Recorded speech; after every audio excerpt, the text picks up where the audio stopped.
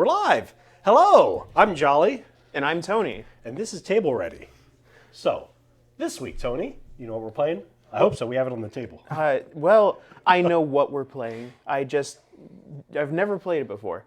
For those of you that don't know, this is Table Ready. Table Ready. This is only a second episode, so I feel like we should give it a little bit of an intro again. Okay. What do we do on this show, Jolly? On Table Ready, we generally will go through different tabletop games. A lot of times miniature games, sometimes other types of games, and we're going to introduce each other to these games. Or if they're ones that we already know, we're going to get super competitive. Probably not really, but play some games with each other, kind of teach you the different games that are popular typically in the Columbus, Ohio community, but that could also be popular other places. Today, I'm teaching Tony a game. Yes. As far as I know, and I hope that we're not going to change things last minute, we're playing Warcry. Warcry is a skirmish-style game from the miniatures wargaming juggernaut called Games Workshop. This company produces lots of models, and over half of our stores, I'd say, are filled with Games Workshop stuff. It's great. We love it. Half of what stores, Tony? What stores? Wink, wink, nudge, nudge. Wink, wink. Well, the Guardtower. We have two locations in Columbus, Ohio, Guardtower East and West. You can look us up on the Guardtower.com, and you can find all of our inventory locations. Guardtower.com. I thought I said that. Guardtower.com. The Guard Tower. It's like Ohio State. The Guardtower.com. We just, in case you couldn't hear our producer, one of our producers, which by the way, we have Jade and Sean again in our producer station, corrected Tony. Tony, you should know better. You're an employee for the Guard Tower. I thought I said it. I didn't say it loud enough.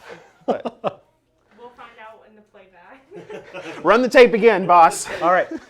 But, yeah, so what we have going on today is Warcry. I'm going to teach Tony how to play this skirmish game. Last week we did Relic Blade. Today we did Warcry. Yeah. So we went from game produced by one guy to, Mega billion dollar corporation that's been around for Literally 35 years. Hundreds of people have worked on this game at some point. So, and Tony, how did you feel about Games Workshop a month ago? Well, Dangerous question to ask him. if I had to look back and tell young Tony from a couple months ago, you're going to be playing some Games Workshop, he would cry. I never thought that I would actually play a GW game, but, you know, Jolly said, Wait, for clarification, what kind of tears are you crying? He's crying. Tears of sadness. Sadness. Sadness. Yeah. I had to sit down with my wife and tell her that I'm going to start playing Games Workshop. And They're filing the divorce papers soon. No. We need to allocate a whole nother mortgage to our house to be able to fund this. That's fine. that's fair enough. But now, Tony, Yes. since I've been showing you Warcry models, especially the new box set that's coming out soon, what has your opinion on this Warcry that you've not played so far been? Yeah. I have actually been looking forward to playing this. Warcry is the skirmish style game that's kind of synonymous with the larger army game called Warhammer Age of Sigmar, which that's a whole endeavor. It's an hours-long game. This one seems much more manageable and approachable, especially since it's a skirmish. I have what's called a war band, a mini army of 8 models. That's much more manageable than literally hundreds on the table. I mean, Sean, who would want to play Age of Sigmar, right? Everyone. I'm looking back at Sean back there as Tony's kind of talking about Age of Sigmar in a less I said enthusiastic nothing voice. good nor Sean bad. had a deadpan stare going on. All I did was state the facts. We can go back, we can run the tape. Nothing I said was incorrect. But so, Warcry today is what we're going to do. Before we head on to that, Tony, one of the things that we did last week, one of the things I'd like to continue doing, just game and hobby updates. What have you been working on before we get into the Warcry portion of this? I have been slaving away on my contest entry for our local community who plays another war game called A Song of Ice and Fire, which is the Game of Thrones miniatures game, basically. And the community here who plays on Sundays if you want to join in. But on Sundays, we're having a friendly painting competition, so I have been slaving away getting some bear riders painted up. And that's what I'm going to be doing. But for the purposes of this stream, since this is my inaugural episode into playing Warcry, I'm playing Jolli's warbands right now. But I'm going to start putting together and painting up my own warbands. And I'm going to bring you all along for the process of putting together and painting this. Do we have the side camera up and running? We'll show that off here. In case you can't see it through the shiny plastic there on the main cam, we got the side. Don't tip it so much. There we go. There we go. Boom. So I'm going to be putting together the Corvus Cabal warband. It is literally still in the shrink wrap right now because I wanted to give you guys regular updates on week to week on what it's looking like coming together, painting it up, so you can kind of get an idea of what it takes to go from in the box, in the shrink, to on the table and playing. Yeah. What other warband are you going to have at some point in the future, Tony? They just announced the newest set for Warcry, which is going to be skinks, which are lizard people. And I love lizards so much, I'm going to be painting some chameleons. And it's going to be great. I was pretty pumped when they announced that box set because I knew it was a way to get Tony hooked in the Warcry even more. Because I was talking to him earlier about it when we were playing and doing Warcry for the show, and he was really eyeing the Seraphon, the lizard people. And as soon as that announcement went up, I linked it to Tony and I said, hey, you want this half of the box? I'll take the other half, which I like the other half, the Jade Obelisk. Chaos, Tzeentch worshippers, everything's great about them. And the great thing about them is they're going to force me to learn how to paint more. I'll help you out with that. We're both going to learn from each other. I'm going to learn the game, and then I'm going to help you learn some technical stuff when it comes to painting. So, as I said last week, with these types of games, I'm about 5%, and I was exaggerating, 5% into the painting. Most of that 5% is actually putting together the models. Actually, I really enjoy putting together the models. It's therapeutic. The painting has always, I'll be honest, stressed me out because I have a vision in my head of what I want them to look like. And they're not Golden Demon, they're not pro level what I want them to look like. But then I've done foolish things like had a vision for Infinity models, very highly detailed, tiny models. And then I paint up the first Infinity model. Great game, by the way. And we'll get to that later. It looks horrible and it disheartens me. Oh. And then I stop painting for 3 years. That's literally how it goes. So everything on the table here today, and we're going to get ready for some. Here, I'm going to do this. Are you two ready? I'm going to show you Sean's reaction as I say, I did not get everything painted for today, but there is no bare plastic. Everything has primer on it. Everything? It counts. One model is only primer just because I'm intimidated by it and I don't know where to start. And I have asked Tony for advice on what to do with it. Everything else has collars on it. Mm-hmm. Most of the orcs are done. Because the very first orc I painted turned out amazingly well. It actually overshot my expectations because I didn't have any expectations. I went in without expectations, and it worked! And then I kept on painting over the weekend. Now, question. Yeah. If we were to try and take these to competition, there are some painting requirements. It's what, 3 colors on a model at least? Typically, battle ready's 3 so colors. It's different now, yeah. It's called like battle ready. I think battle ready's also ready. got to have base. The base has to be finished as well. Well, I don't think you qualify for battle ready. Not quite battle ready. Not quite. But as you're giving updates on your Corvus Cabal, I'll give updates on how I'm doing with these 2 warbands and my Jade, which the Jade Chaos guys, I'm not painting until after I'm done with these 2, so that way I can learn some techniques. Well, that's okay. You've got some other warbands to fall back to. I am literally starting from scratch, and I'm going to enjoy it. So, I guess, unless we have anybody has any comments, no. Time for some Warcry. but yep, there we are. Sean, paint your stuff. this is my one warning from Sean. So I burn it my warning tonight, and I knew it would happen. I texted Tony earlier today, telling him that, hey, I didn't get everything finished. Don't tell Sean. We're just going to let him find out when he gets here. I woke up to a wall of text on my phone.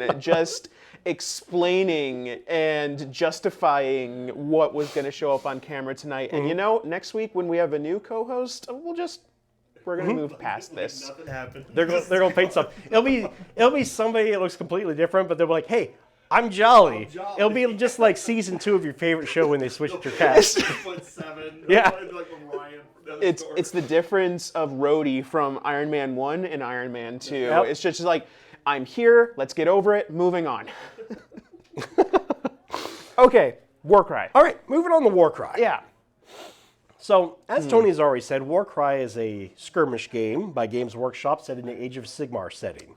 Yes. For today, we are going to be playing the Savage Orcs, which is what the Bone Splitters. Give me the camera, Savage show Orcs. Show them off. Those are the ones I have painted the most. So, Yep, so I'm going to be playing some greenskins today, specifically the Bone Splitters with a Iron Jaw ally. Here's the Iron Jaw. Here's some close-ups. The ones that are painted look fantastic. so Tony, what kind of phone do you use? An Android? I use an iPhone. Yeah, you should know how to zoom in. See? Zoom. Very nice zoom. I'm sorry. I apologize. We can also do that, which is what I'm going to do here in a second. So, I'm scared here, of technology. hand me Okay. my totem I there. like this guy, yeah. So, here. This is the one that made me actually be okay with painting. Is it going to focus in on it, though? You gotta do the makeup. Makeup artist. What if Are you sure makeup artist works on this one? we... Or just tap the phone camera to autofocus. We're doing great, because we're professionals. Boom. So now it's Jade's turn to say, do you use an iPhone? No, I don't. I do, but shh. So this is my totem boy. He is the first model that I have painted in over 15 years that I've been happy with, and why I continued painting stuff. And now that I've burnt my one strike with Sean, I have even more motivation to continue painting stuff. So he's painted with pretty much all contrast. So it was a pretty easy method. It was time consuming because I was very particular of things, but I'm happy with them. So Tony will be playing Bone Splitters. I'm going to be playing some Fire Slayers, which I did not get completed, but this is the very first one I painted. I actually painted this one before the orcs, and this one almost made me quit because I was not happy with how he was turning out. So I almost went on one of my 3-year quits again. Sent my resignation letter to Sean right then. But I did start one that I'm really happy with. If we can get it to focus there. There we go. So I'm really happy with him so far. It's tough to tell with the camera, but the beard and the cloak are turning out really well on him. And this is Yeah. a Flame Keeper. Those contrast paints do really well with textured Is that all areas. contrast paint that you used? Or? This one, not all contrast paints. I used some base, some bases, and then contrast paints over. So with him, I have 2 copies of that model. So I decided to experiment with it. I put the contrast on, I highlighted some with a base, and then put the contrast on again, and then a little bit of a highlight with a lighter color. And it's turning out good. And that's one of the big things is when I have a model I like and only 1 copy of it, I'm afraid to try new things because I don't want to ruin the model. But since I had 2 of them, I was like, this is testing time. Okay. Dear viewers, question for you guys. If you need to get an army painted up quickly, or just a few models, do you have any specific techniques you do? I know that there's something called the slap chop method going around right now. I'm just curious to know what you guys do. So let us know, and then the producers will get back to us on that. Hand me the Iron Jaw guy real quick. Okay. This was my first attempt at slap chop. So And if you don't know what slap chop is, you can YouTube it. online. Yeah, it's this is my first attempt at slap chop. I wasn't super happy with it. The armor and the pants are not how I wanted them to be. I think the pants turned out fine. I think the armor is just Yeah. yellow is bad. So I'm going to try it some more, the slap chop method some more. I ended up going back on this one and doing a bunch of just normal highlighting and layering. Otherwise, it wouldn't look even this good, to be honest. I still But- think he looks table ready. But I think he is definitely, you can put him on the board and people will be like, yeah, that looks great. Especially because we're standing up here like 2 feet away. I can't really, you can't hear tell that? small details. From 2 feet away, Tony thinks my models are great. Not that's any good enough. closer. That's good enough. 1 foot and 11 inches. Bleh. I think Orcs look great. I'm looks just, good. Compared It does to, look good. Compared to the Bone Splitters, I was just disappointed with it though. It wasn't enough to make me quit. It was enough to make me switch to these guys though. You're always your own biggest critic. I am. Well, I was thinking about this today. Why? And this is going off a little bit, but I'm gonna make it quick. Remember, my only memory of preschool is, I don't know if anybody else remembers preschool, but it was, we had coloring pages that we had to color each day at preschool. When we got done with the coloring page, you got to go on to recess. I never got to go to recess. You had a requirement to go to recess? It was, but it's preschool kids. You know how Never got to go to recess. I never got to go to recess. You failed the recess No, exam? No, Preschool did you go to? here's why. It's a little sadistic. Most kids, like preschool kids, we're talking like 4 or 5-year-olds. We can tell them the color, what they do. Yeah. What did I do? Stay inside the lines. You were a stay inside the lines You know what? child. You know what I know? Also know you dark outline this part with whatever color you're coloring, and you do even coloring inside. And I couldn't stand. I had teachers. This is how much this has scarred me. I remember this from being 4 years old. I had teachers be like, just color it, just scribble on it. It's fine. I'd be like, I can't go outside the lines. And so, whatever teacher had to sit with me the entire time inside while everybody else was outside playing, probably wasn't the happiest with me. I can imagine that poor teacher being like, okay, you're done. No, you're done. Move on to the next one, please. And I remember I also would do the whole thing. We'd get cartoon characters. They stopped giving me cartoon characters because Too complex. because I'd be like, I don't have the right characters for this cartoon character. Oh. They'd be like, we have blues, but it's not the right blue. It's not Sonic Blue. So that's where all of this came from, I think. All right, All back right. to Warcry. Sean's looking at me. Virgin. 10 minutes later. All right. Later. So what we're doing today, 2 war bands, Bone Splitters versus Fire Slayers. And what we've got, I'm going to show you the groups, what's in each one, and then we are going to kick this off. So you can leave them right where they are, Tony. We got to move. I'm making them look prettier. We've got a movable camera. Do your stuff while I do my stuff. So what we have here My goodness. in my dagger, I have got a Flamekeeper. I've got 2 Volkite Berserkers with paired hand axes, and I've got a Hearthguard Berserker with Flame Strike pole axe. So that's my dagger. The next group, I have a Cogsmith, which is the one that I'm intimidated to paint, that Tony's going to give me pointers on. I have 3 Volkite Berserkers with paired hand axes.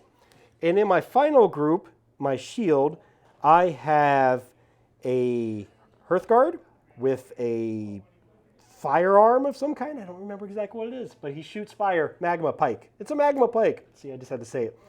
A Hearthsun, who is my leader, and then a Volkite Berserker with a pickaxe and shield.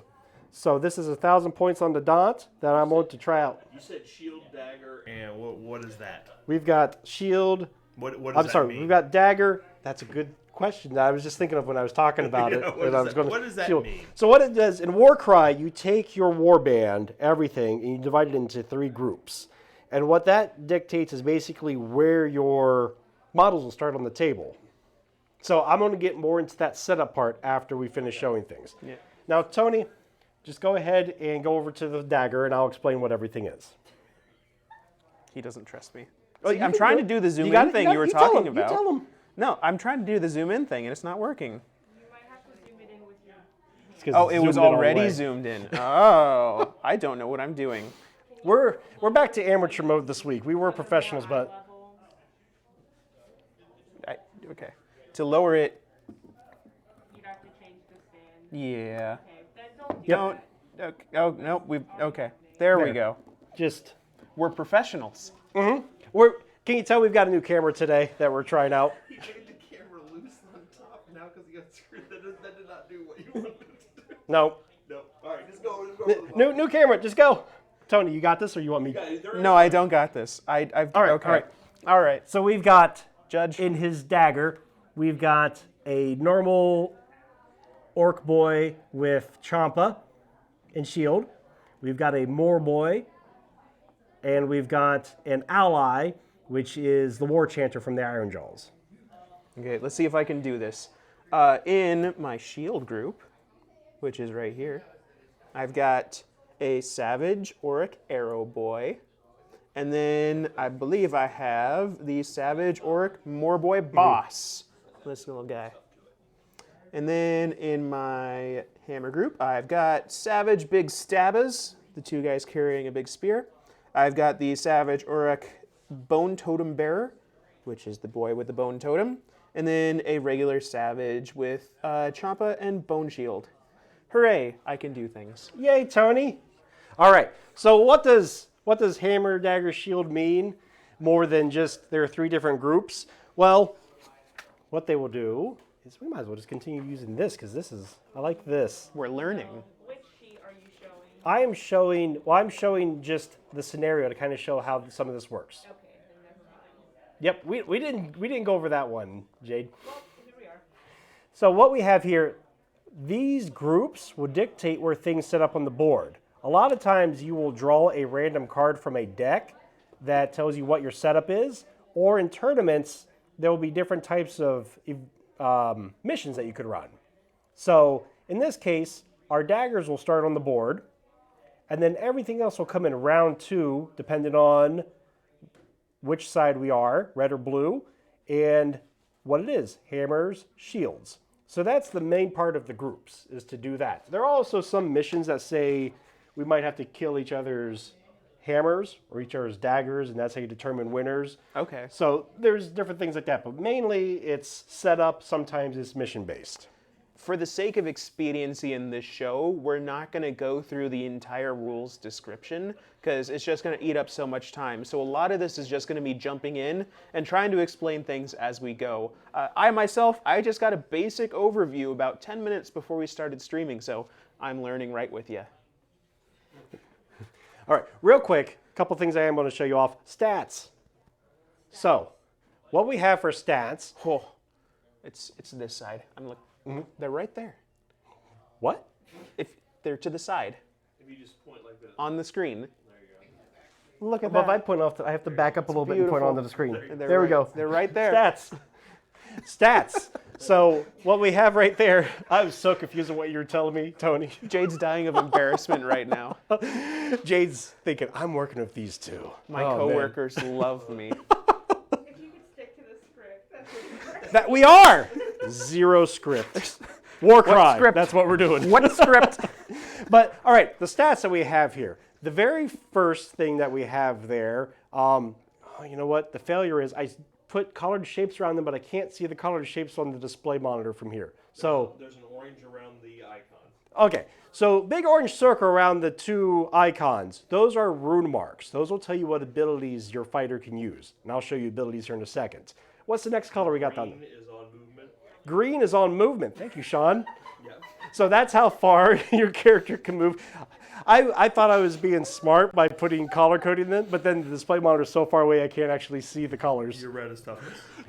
We have a red square, right? just talking to the mic. Red, yep, red square. Red square. Why don't we have It's Sean toughness. take this segment Sean, here? go ahead and just take it. What's the last thing? And then the blue is how many wounds that the model can take before you remove it from the table. You know what we're gonna Which do in from this now on? regard, the Moor Boy boss has 20.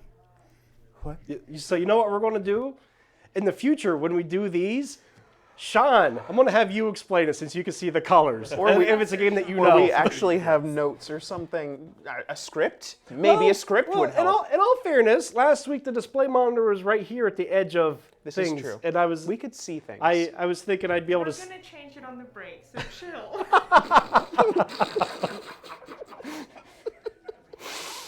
Oh, We're living up to our namesake table already, aren't we? welcome to the final episode of Table Ready. We'll be back with a new show next week. New show, new hosts. All right, real quick, abilities, and we're going to go on the Warcry. Well, that's great. It's a game. It's a show about games and having fun. Eventually, we'll get to playing it. All right, these are the abilities. Those rune marks that we saw, you'll see those rune marks off to the left side of that sheet. The left side, correct? Or am I looking at it wrong because it's Do we've got an opposite? What are we talking about? rune marks on the left side, right? Yeah, the remarks. Okay, I just wanted to make sure I wasn't getting it wrong because of being mirrored or something. Yeah, no, Because I'm on point with everything today. We're seeing it like they see it. Shh, Tony. The rune marks are what was circled in.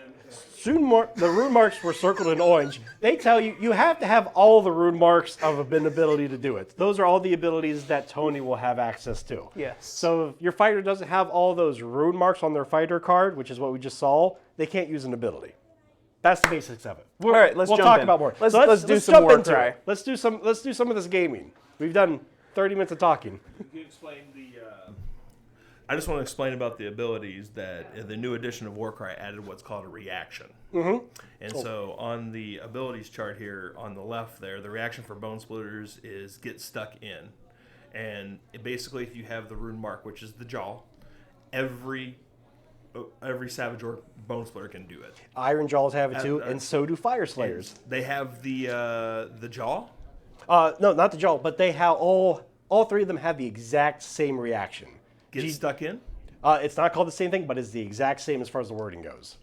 Interesting. Really? GW did some of their thing where they said, here's a cool new mechanic, but we've got 42 different war bands, so we're going to give some of them the same thing. Okay.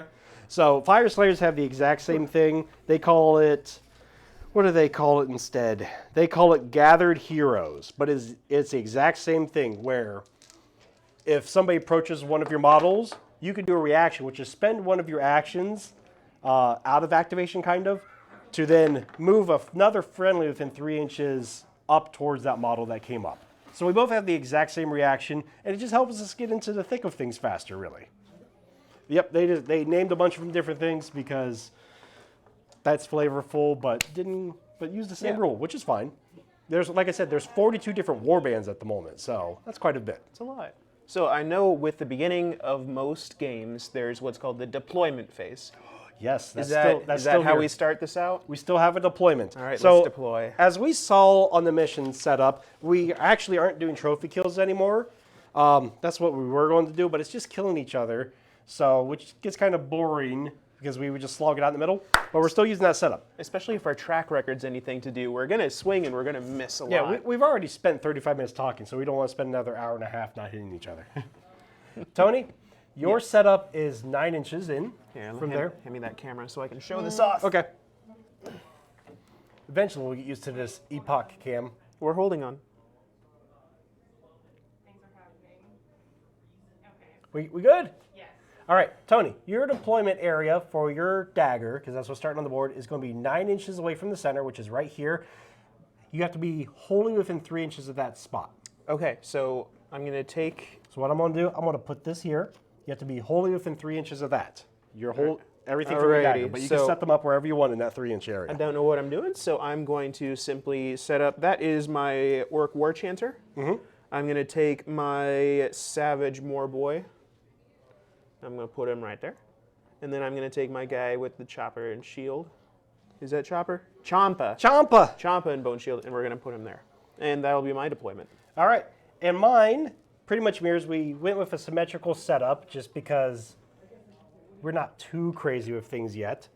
So center of board right here, 9 inches right there for my dagger. So we have Volkite Berserkers,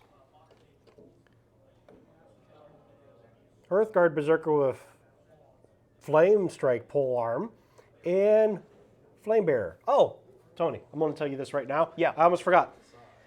This model has a unique reaction specifically to himself.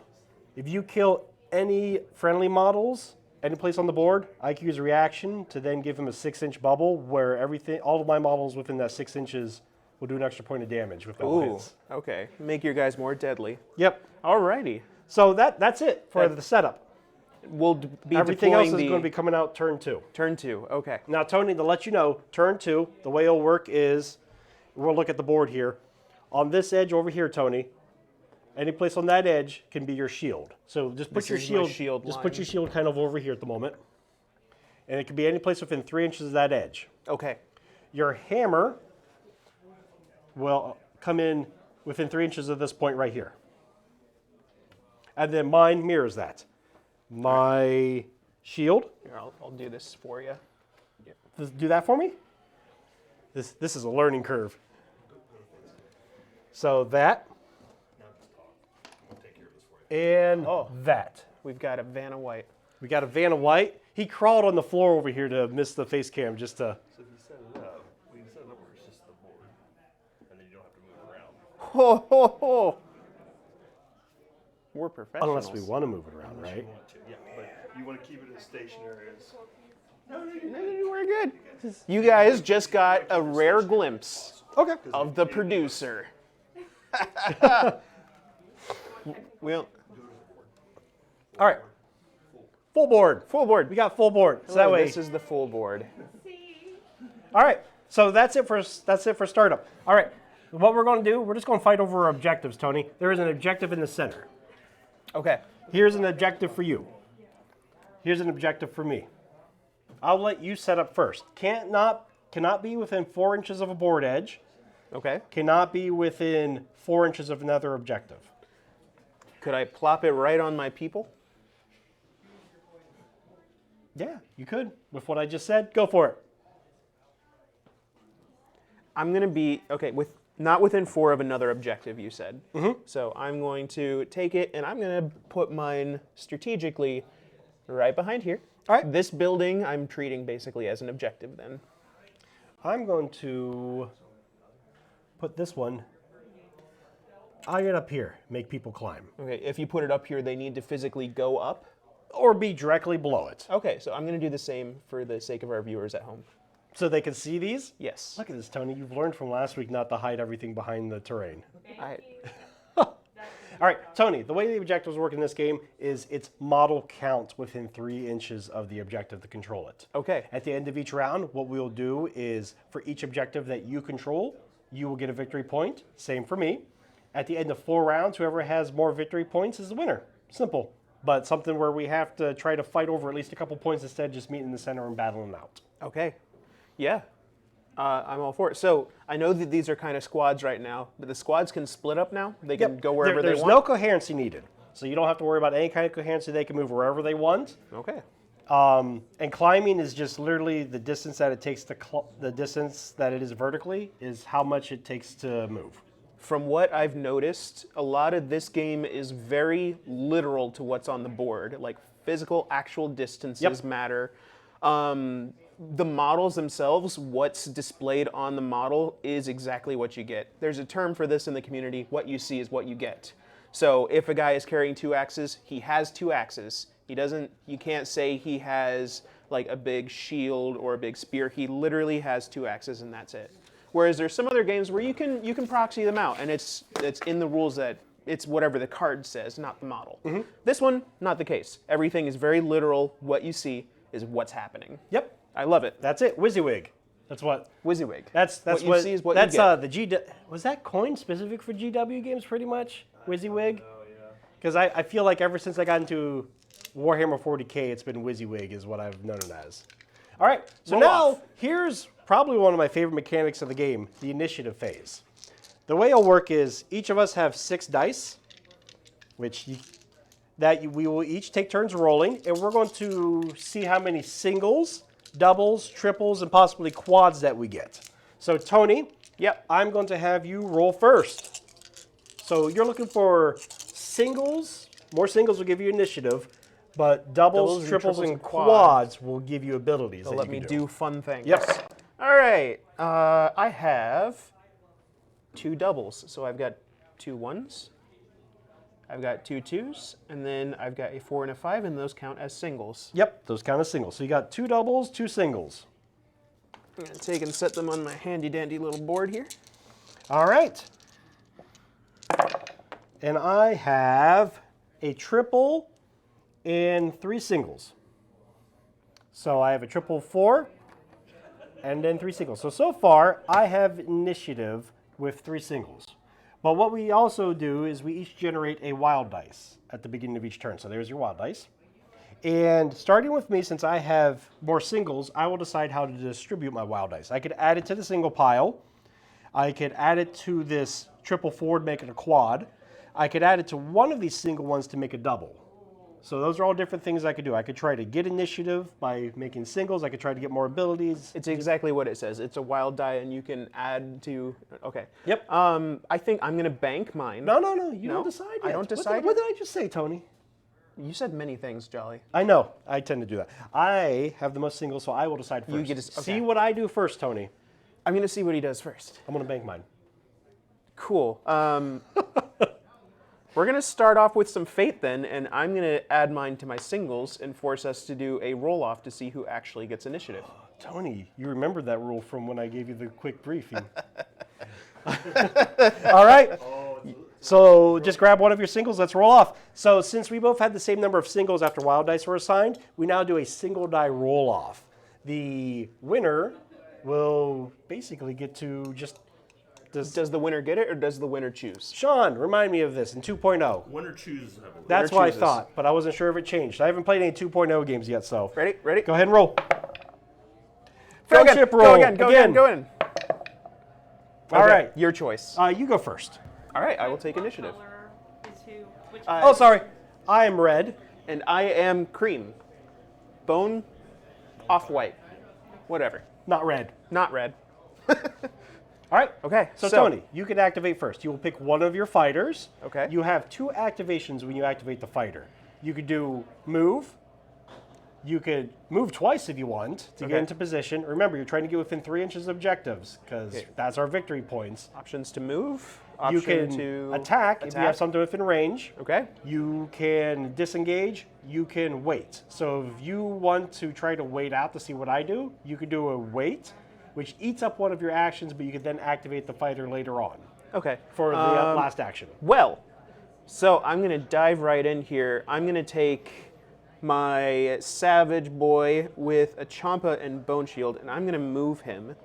He has a movement of 4, so 1 movement action takes 4 inches. I'm going to send him straight up the center of the battlefield. All right. So I'm going to go 4, and then I'm going to go another 4 and take the quote-unquote center objective. So going up to that objective. And then he is activated. Mark it with that. All right. So my first activation. Before you go, What's up? This is a very special moment. I have made my first official play with a GW with model. a GW game. You viewers, you were here. You have seen this happen. I have now played a GW game. Past Tony would say you're tainted now.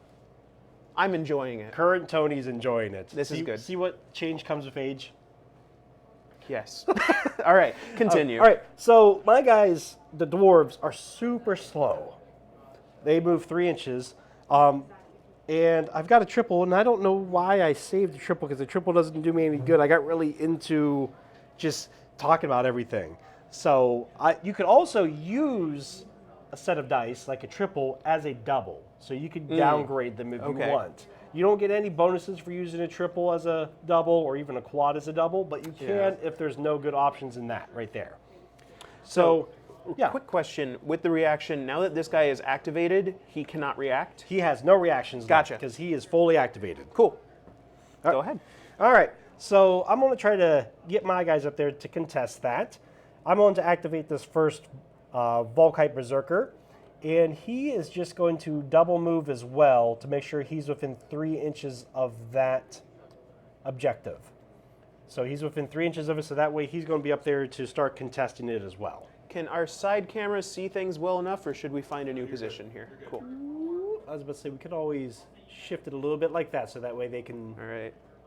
So we've got little fire dwarf, and we've got a boy with a shield and hand axe thing. All right, Tony. So we've each activated a model. What's next? You know what's next? Can you guess? Is it back to me? It's back to you. It's back to me. Yep. It's going to be your second movement with a GW model. I am going to take my War Chanter, and I'm going to send him towards my secondary objective right here. So he's going to be double moving. All right. Now, what's his speed? His speed is 3. So he's a slower boy like my dwarves. And so with a double move, he can go 6, He's a chonky orc. which puts him right about here, just so everybody cannot see him. He's right there. Tony's favorite move ever, moving models so they can't be seen. That's right. All right. It's the benefits of being on the right side of the board. The camera can always see you. All right, so it's my turn to activate again. What I'm going to do, and you can pre-measure in this game. It's a Great. nice thing. So make sure you I love pre-measure, Tony. pre-measuring. I'm going to activate this Volkite Berserker. We're just going to do movement. There's a doorway here, so he can move through the doorway, even though his base doesn't technically fit. The way doorways work, as long as I end up not in the doorway. Okay. If I You have can enough slip movement through. to move all the way through. So basically, 3 inches will get me up to it, his first move. Is that something we would determine before the game, is what are doorways and what are not? Well, there's doorways and arches, and this terrain clearly has them in there. So there's now what's tough to see, and something I'm probably going to go back and fix with some painting. There's some doorways in some of these here. Yeah, they're kind of hidden in the grading. Yep. I see them now. But this is actual Warcry terrain that came with the starter. The very first starter came out, and so those rules work with this terrain. I like it. All right. So he's just going to run in. Yep, and then he's going to do it again, move up to there. So his movement took him all the way through the doorway, so that's a legal move for him. Now, if 3 inches would have taken him right into the middle, I would have had to have actually moved him back some. Stop short a little bit. I get it. I get it. You know what I'm forgetting, Tony? You're forgetting your activation These markers. activation markers. I'm playing the game better than Jolly, and I have never played this game before. I'm a great teacher, horrible player. All right, back to me. My last model on the table is my Savage Moorboy. He has a movement of 4, and I feel like I need to reinforce my first guy there. So I'm going to run him up the board too. Let's see. All the ranges of his attacks are in You know what I'm melee. forgetting to tell you, Tony? There's something really important that I want to let you know before you move this guy. Universal abilities. I almost forgot about those. There are some abilities that are universal that any fighter can use them. The important ones that you're going to like are going to be 3 of them in particular for this beginning game. Okay. The first one is a double. You add 1 inch to the movement characteristic, the speed characteristic of your fighter. So if you were to use that one on him, I could use a double. you can use a double. You give him an extra inch of movement, and he now has a speed of 5. So he can Okay. move faster. That's nice. The next one is Onslaught. Add an attack dice to each attack that your character does. So if you're in melee, it used to be anything, but now it's 3 inches or less. And it's been that way for quite a while, actually, because they found that was broken with some things. Now, the last one is a quad, which is, I considered making a quad out of this, but that's felt too mean as Tony's initiation. First round, first game. Hi, you're dead. First round, first game, I had a dwarf fly in your face. Now, a quad is called Rampage, the universal one. Okay. And what it is, it lets you do a free move and then a free attack. So if I were to have if I were to have made this a quad, this triple I have, one of these dwarves, I could have done move, rampage, move, and attack. It's ridiculous. Now I've got a pretty good plan that actually doesn't use those. But I need to do some pre-measuring here. All just to right. make I was sure. wondering if you noticed that. I wasn't going to tell you that one, but I think I have an idea of what you're trying to think of. So what I'm going to do is I'm going to take a single move. And then see where things are then? Yes. So he's going to go there. Now, he is well within 6 inches of both of those. Yep. There is an ability my guys can use called Charge. Yep. And that's a double, and I have doubles to spend. I'm going to read this text out so everyone's in on the clue here. A fighter can only use this ability if there is a visible enemy fighter within 6 inches of them. We just determined that. There is. This fighter makes a bonus move action and must finish closer to that enemy than they were at the start. Well, here, Tony, I've got you. 4 inches, which is your movement. It can't actually go beyond your normal movement, but that'll put you right up there with engagement. And he's gone up. And that was a bonus. That was a bonus. It didn't cost my second action, so now I can attack. You sure can. I cannot use the Tooth Shiv because I've already used a special ability this turn. You are correct. By the way, spend one of your doubles. I've spent one of my doubles. There we are. All right. You played So, that game well. Actually, that was a really good move for just having learned the game 47 minutes ago. Yeah. From the very limited exposure I've had to GW, I know that orcs like to be close. All right, so what do you do now with your last action? He's going to attack. He is going to attack the dwarf that he is engaged with. Let's see. This is the Savage Boy. He has an attack of 3 dice. Okay. He has a strength of 4. What is your toughness? My toughness is 4. So since they're equal, that means I will be hitting you on rolls of 4, 5, or 6. You got it. Yep. All right, 3 dice hitting on 4-ups. And first attack of the game. First attack of the game. No is a hits. whiff. Look at this. No hits We are whatsoever. great at this. Sean, are you Yahtzee. excited for our battle reports? Yahtzee. We're going to start having an over-under on how many rounds in before they actually start hitting each other and doing damage. See, when you start having battle reports with Sean, it's going to be great because I'm not there. All right. So That was his activation. So put your activation marker on there. He ran up, he I'm glad attempted we're to keeping the stab. trend of nothing happening until like round 3 or 4 going on. I was really excited. I was like, oh, this first round's going to be boring. And then you did that, and I was like, this is great. Something's going to happen. Get some crits. Show them some excitement. Everyone's going to be like, oh man, Tony's going to lose. And then I'm going to eke it out again. It's going to Somehow happen. you eke it out, just like you did with the Yak Jack. All right. What we are going to do is we're going to move this guy. Does 6 get me with? Yes, that'll get me within what I need. So he's going to double move to right here. So that puts him within 3 of the objective, just barely, but he's there. So that way I'll have that objective because it's bodies. Yep. And then since you don't have anybody left to activate, I'm all Dunskies. I come back to my final person. And just because I can, I don't have anything else to do, I'm going to use one of my Fire Slayer abilities. And it is... Now, if I had been more astute, I definitely would have done that move before because I had 2 doubles to spend. You would have. But I'm glad you picked that out right there. A lot of people would have just moved up and not thought of anything else, but you pick it out. Now, here's what I'm going to try, Tony. Yep. I want to see something. I'm going to start by moving him 3 inches directly this way. Now, I can see your orc. I've got a line of sight to him, base to base, through that doorway. And once again, it's quite literal. You check and see if Yep. your figure can physically see the other figure. And he sure can. And I'm going to use this triple I have as a double. And I'm going to use Fire Steel Throwing Axe, which is funny that this is the first ability that I'm using in the game because I hate these types of abilities. I think this is the most copied ability. There's probably 15 warbands that have this ability with different names. But it's useful for once. I'm scared. What I'm it is, scared. Fire Steel Throwing Axe, pick a visible enemy fighter within 6 inches. Your more boy.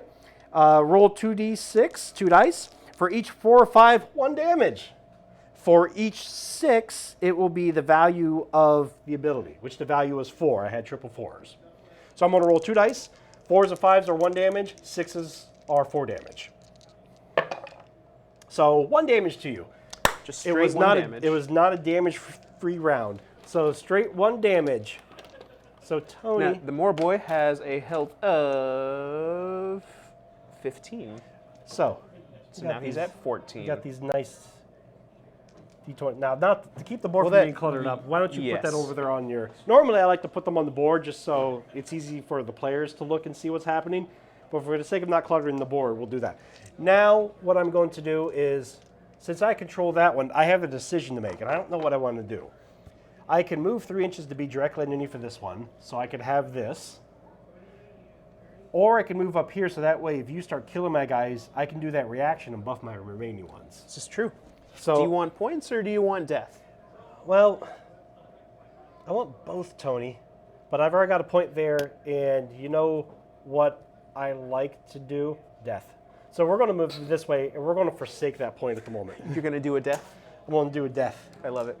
So that way, when you take out one of my guys on turn 3 or something, round 3, I'll be able to buff, and then at that point I could be like, I could have taken the point and then going back to it. All right, so we're at the end of round 1. Quick round 1 out of 4 rounds. We have Tony. Are you within 3 inches of that one? Is it my base? It's your base. Yep, you are. Okay. You're good. So 3-inch sphere. Tony, you've got this one, so you get a victory point. I got a victory point. I get this one because I have 3 bodies to your 2 bodies are within 3 inches of this point, so I got a victory point. And nobody gets this one because I'm not within 3 of that one. I'm too far away with it being too far above me. What do I use to mark victory points? Here, use this. Hey, victory dice. It's a victory dice. So we each have 1 so far. And this will be the new thing we'll add later on, keeping track of the victory points on the screen. And it'll be great because when we add that, it'll complicate things even more for us, and then we'll be even more professional. All right, so round 1. You heard it straight from Jolly. The more complicated, the more professional. We have no choice. So before we head on to round number 2, dear producer, how's the chat looking? We got... Yeah, it's doing all right. Tony's mom says that WYSIWYG has been around for a very long time. It was used for computers describing what gets printed out compared to what is on the screen. Thanks, Mom. That's awesome. I like that she chimed in on that. I had no idea. I thought it was a modeling term. I didn't realize it originated from something else. There we are, Tony's mom. Coming through. I like that. This is what happens when you were raised by teachers. All right, so round 2. Now, Tony, the first thing we do... Oh, well, I can't... Tony got it? Continue. What was it? Okay, after round 2, right? So what we do first is we are going to set up our fighters. So... Right, because we got to deploy the rest. So normally the way it'll go is daggers normally deploy first. If you have to set everything up at the same time, it'd be daggers, shields, and then hammers. So the way it goes is, Tony, since you set up your dagger first, you set up your shield first. My shield first. Any place within 3 inches of that board edge, and they don't have to be set up together. I've forgotten which group I denoted as shield. Then pick one. I'll let you cheat this once. This guy. All right. It's in 3 inches? Within 3 inches of that, any place on that edge. Well, there. These boys. Okay. I'm going to send him down the center because he's going to go and try and help out, hopefully. Because he's a crusher. He's going to try to reinforce taking this point, maybe letting the chanter get in on the action. Okay. And then I'm setting up my shield within 3 inches of this edge here, which can we see that from where we are? Nope. So we're going to scoot it back slightly. So right there.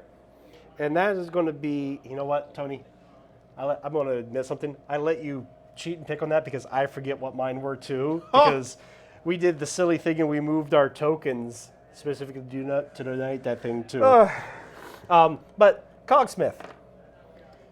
Volkite 1. Okay. Volkite 2. Volkite 3. Because my Cogsmith is an ally. He's from the Cadron Overlords? He is from Cities of Sigmar. Oh, okay. So, and he has an ability that's actually better than Wog now in the 2nd edition, because Wog got nerfed some. But he will be able to buff the movement of my guys, but instead of half the value, I believe it's the full value. Let me double check that. So it is, the Tempest Eye allies are pretty awesome for order, and it's swift as the wind. Until the end of the battle round, add the value of the ability to the movement characteristics of fighters that make move actions that start within 6 inches of them. So I get the full value of the dice. That's pretty good. So That's pretty good. that's why I took him as an ally. Now, you could take, there are humans and elves also in Cities of Sigmar, and the way Cities of Sigmar work is you kind of pick the models and then you say Yeah. what city they're from. But I think It's a whole haberdash. Yep, I think it's doing the theme dirty to put an elf or a human in my dwarf list, so I picked the dwarves. So, all right, now set up your hammer. My hammer. Now the hammer is more constrained. It is within 3 inches of this point here, so you have a half of a 3-inch bubble. Is it for the whole model? Whole model. Okay. So you have to try to fit everything in there. If you literally cannot fit everything in there, then you do the best you can. Yeah, get the most of it in. Okay, I've got the 2 boys carrying the big spear. Now remember, he's got a 2-inch reach. He's got a 3-inch reach. Mm-hmm. He does not. And you could probably poke him up a little further, too. Yep, that's what I'm measuring right Okay. now. So he's going to poke up right there. And you could do the same thing with him, probably. Might as well. You get over here on this side, you could claim that. There's a Stop door, giving away my There's strategies. a door there. I'm just saying. all the fun things you can do. All right, so now my hammer, which is my magma pike, which I remember now, range attack. We're going to put him right there. I'm going to measure things out here in a second to make sure I'm accurate. A Volkite with a shield, who's a point. By point, I mean he's going to stand up there. And then my actual leader, Orc Rune Sun, or just a Rune Sun, one of those two. Sure. He has... You could tell me anything right now and I'd believe you. He is, yeah, I can't think of anything. You just said that so quickly, I can't think of anything smart to say. So within 3 inches, there we go. All right, we're all set up. What we should have done end of last round is clear these activation tokens, which we'll do now. I mean, yeah. And then we do our initiative roll off. You used your wild die, right? Yes, I did. It's gone. I banked mine. You generate another one. And you get an additional. And I get an additional one, so I'll have 2. All right. It could potentially be steamrolled here. Tony, you got this. I believe in you. Go. I've got same thing as last time, 2 doubles and 2 singles. All right.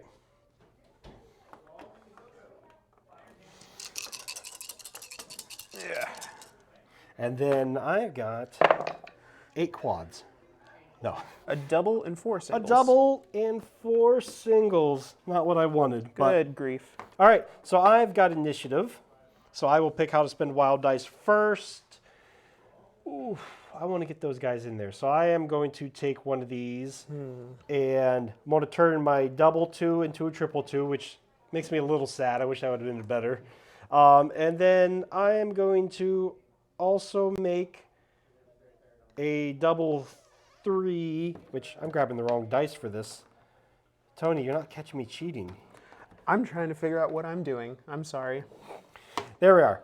So I'm going to turn double into triple and a single into a double, and I'm left with 3 singles left. So now you can decide if you want to do anything with your wild dice. I'm going to bank my wild die. I think I'm going to continue to work with some doubles here, make sure I learn those, and then maybe we'll think about dipping into triples and quads. Okay. We'll see what happens. All right. You've got the initiative, sir. So the bloodbath is about to begin. Or not. Or not. By tradition. We'll find out how tradition it is after today. So I'm going to start off with, and can we... There's about to be right a there? lot going on. There's going to be some skirmishing going on, and actually this board looks exciting because everything's kind of just all out there ready to move in. Volkite Berserker. He's going to attack the one that tried attacking him and whiffed. So I'm just going to go all out on this. I don't think there's anything else I want to use this double on, so I'm going to do the onslaught ability to get an extra attack dice on him. Because I am determined to make this round have something happen. So, Volkite Berserker with paired hand axes, normally 4 attacks. I used onslaught, so I'll have a 5th dice. So, 5 dice, and I'm going to replace one of these red ones with one of these just to hold it. So I have, going to do it again. So that way I've got 5 dice to roll that are red. Sure. And I'm attacking, I am a strength of 4. Against my Moorboy, toughness of 3. So I hit on 3 pluses. So let's see here how we do. 4 hits. So I've got a hit, a hit, a hit, and this one being Is a a 6 crit. is a critical hit. And that does... So each of my normal hits do 1 damage, and my critical hit does 3. So I did 1, 2, 3, 6 damage. Okay, 14 minus 6 is...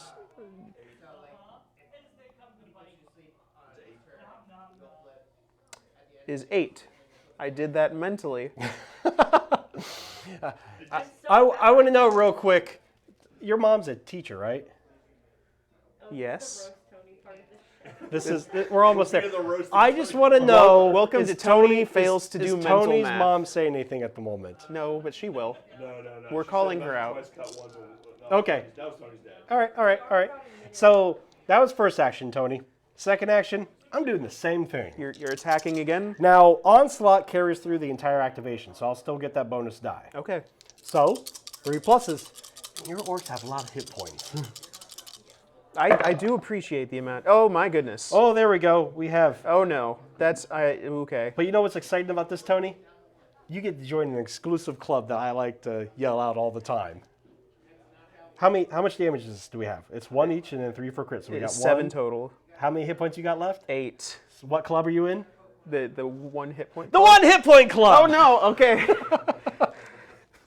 It is a fun club that happens all the time in Warcry. I love the 1 hit point club. So, Okay. That was it's a fun. lot of energy all of a sudden.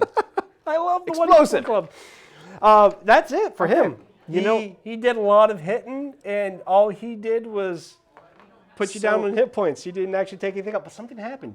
It's your go. You have this really hurt orc. Yeah, I'm going to activate him before he gets wiped off of the board, and he has the special ability that is unique to almost only him, is a Tooth Shiv.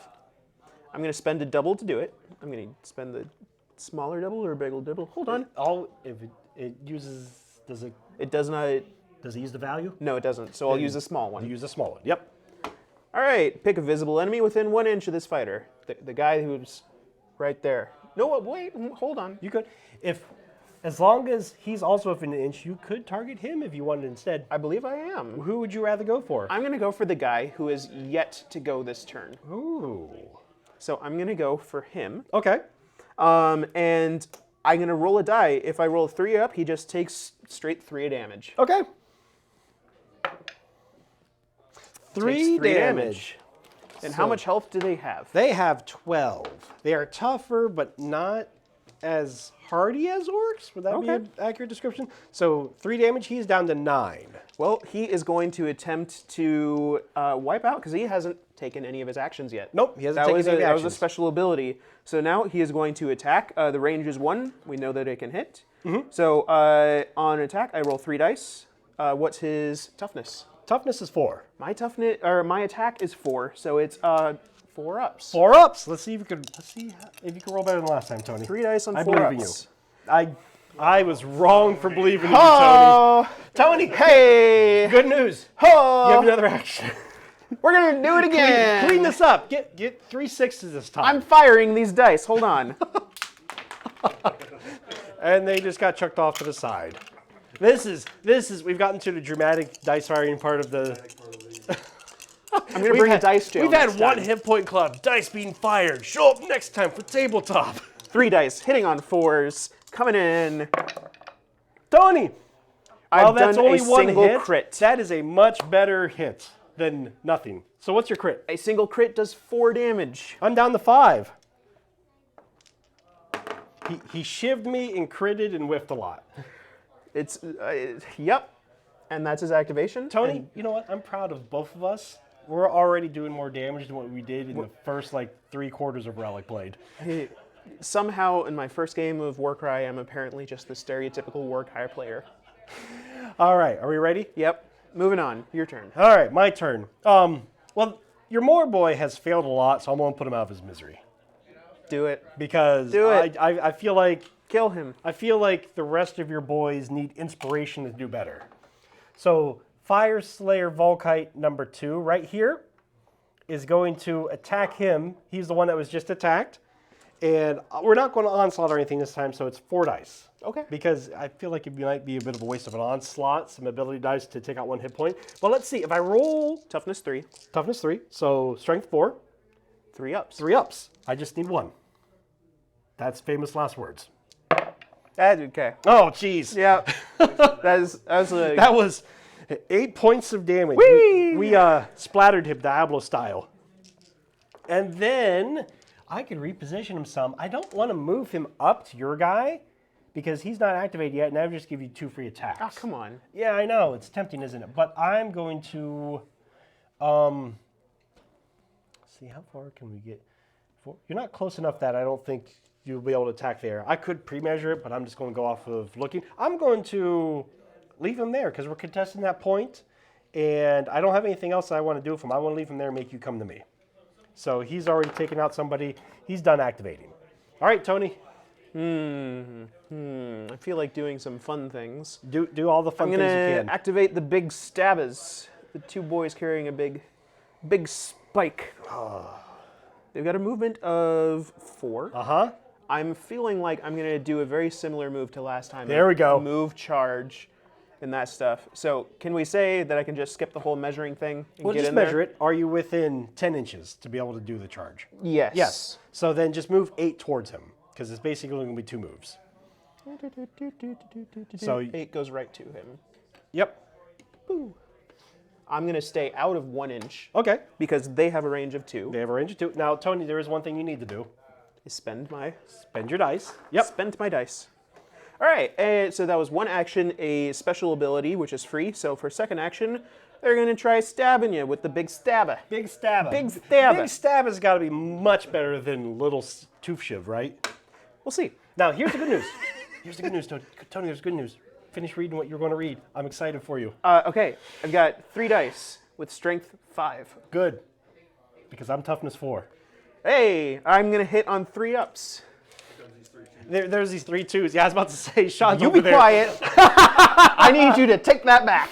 Producers over there calling Tony's rolls. And Oh! all hits, Oh. 2 hits, and a crit. Well, read off all that. Okay. Take 5 minutes and add up the damage for me, Tony. Each hit is worth 3. 2 times 3 is 6. Uh-huh. Each crit is worth 6. 6 plus 6 is 12. You're going to take 12 damage. You obliterated my guy that only has 5 hit points left. That's why I wanted you to add it up.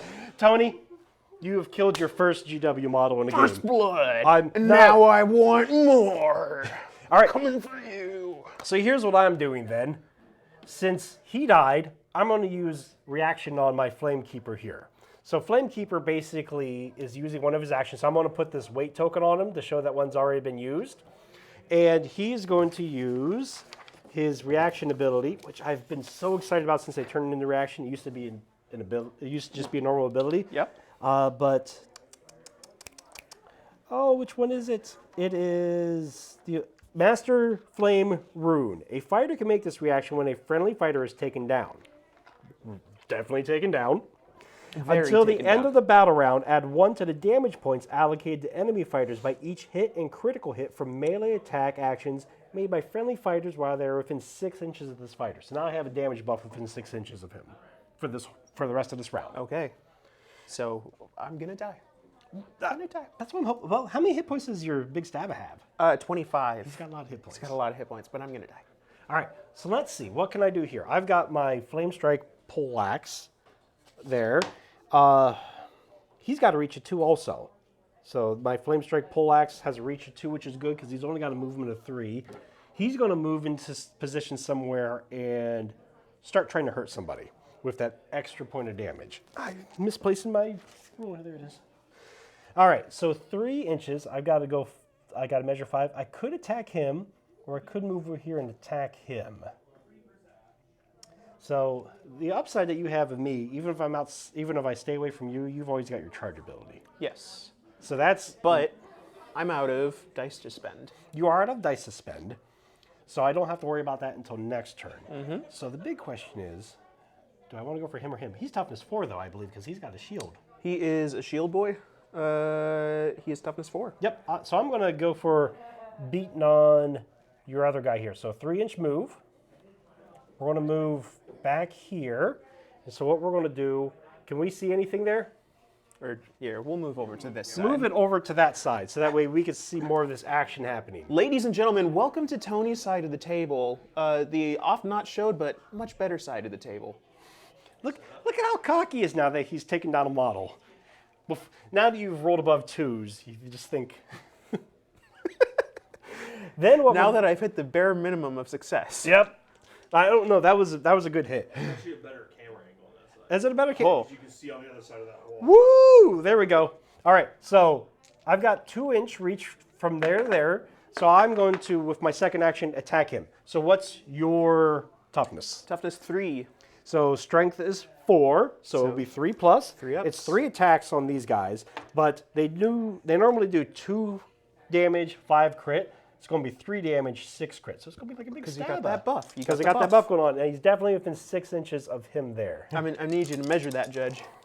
No, you're fine. Continue. No, stop. All right, 3 up. 2 hits. 2 hits. For 3 6 damage. 6 damage going on them. They have a health of 25, so they're now at 19. All right, and that is his go. So Flame Strike, Poleaxe moved up and attacked Big Stabba. Mm-hmm. Here you go. All right, so I'm going to hold off on activating this guy, see All right. what happens, because everybody's done things. I think I'm going to start moving some other people towards the center. We're going to go and... this boy right here. I'm going to move this back here. But he's going to run up, and he's going to take a position away from the big boy. So he has a movement of 4. Mm-hmm. And so 8 will put him... Now Tony, he is your only ranged guy. Yes. You want to reposition him and not try to shoot with him? I'm just asking you. You do whatever you want. Well, I'd like to hopefully score that objective. I Look at could this. keep the Play War into the Chanter objective. here. Classic Tony. All right, you go for Winning it. the game. Oh, man. Winning the game and say put it on a good show. Way to go, Tony. Lame people. We're trying to run a show here, Tony. We need blood and explosions. These guys understand. So, in order to get up here, It's going to be whatever the vertical distance. So here, I'm going to come around to this side they're real quick 3 just to inches show you. tall, so I basically need to be within 1 inch of the edge in Yep, order so to you come to jump the up there. edge, and then, 3 inches Gotcha. up. So, and if you stop on a vertical climb, you're going to fall. So I won't be able to get up there this turn. So I am simply going to position myself better. So we're going to just scooch in here, go right up against the wall. Okay, so that way you're within claiming position of it to add more bodies? Save the fun stuff for next turn. All right. So now I'm going to go next. I'm going to go ahead and activate him and use Swift as the Wind. So we're going to activate the Cogsmith, Swift as Wind. So anybody who starts within a movement within 6 inches of him gets an extra 2 inches of movement. That's pretty good. And the only thing I'm checking real quick, I'm pretty sure it includes him as well, but I'm just going to double check. Now, the way in Warcry we tell if it includes him or not is if it says friendly visible model, the model's not visible to itself. That's how they rule. That's an interesting way to distinguish So if it says friendly visible, it's only other models. A lot of other games will say other model. This one says friendly visible. If it just says friendly, then it includes that model itself. Okay. So it's Swift as Wind. It says, until the end of the battle round, add the value of this ability to the move characteristic of friendly fighters while they make a move action that starts within 6 inches of the fire. So just friendly fighters, so it includes him. So he can move 5 now instead of 3 himself. I like it. Now, the thing I want to be careful to do is I want all of my guys to still be within 6 inches of him, so that way when they start, they'll get the buff. The way WOG used to be is it used to be a pulse, which meant when you used it, everybody within 6 inches just got that when they activated, and then the war boss could run off or whatever. They nerfed it and Swift of the Wind some, but they nerfed WOG more. Sure. So Once again, I trust what he's saying. I'm going to move him here, which is within his 5 movement, and still keeping everybody else within 6, so that way they'll get that movement buff. Now I moved him to there because he has a ranged weapon of 12 inches, and now he has a line of sight to him. So I'm going to try shooting your orc. So his ranged weapon is 3 to 12 inch range, which means I got a minimum range of 3. Okay. If you're inside of that, I can't shoot you. And maximum of 12, which I've definitely got there. So it's 2 dice, strength 4, and I'm shooting at him. He has a defense of 4. Okay, so it'll be 4 pluses. Nothing. I'm Tonying it up. Way to go. I don't like that that's what that's called. I pulled a Tony. I'm sad. All right. Well, you just roll like you did last time instead of like you did before that. All right, so that's it then for him. He used an ability, he moved, he shot. I'm going to be really boring on this next one, but I'm going to move the other shield boy, and he's going to come running. 8 inches. And join the fray. All right. Let's see. Next, I've activated them. I haven't activated him yet, but he only gets 1 activation. Is he in danger or anything yet? No, we'll just keep him there. And these guys will all get an extra 2 inches movement, so they can move 10. So let's see, can I get... I don't think I could get any of them within... I would be able to get him within 3.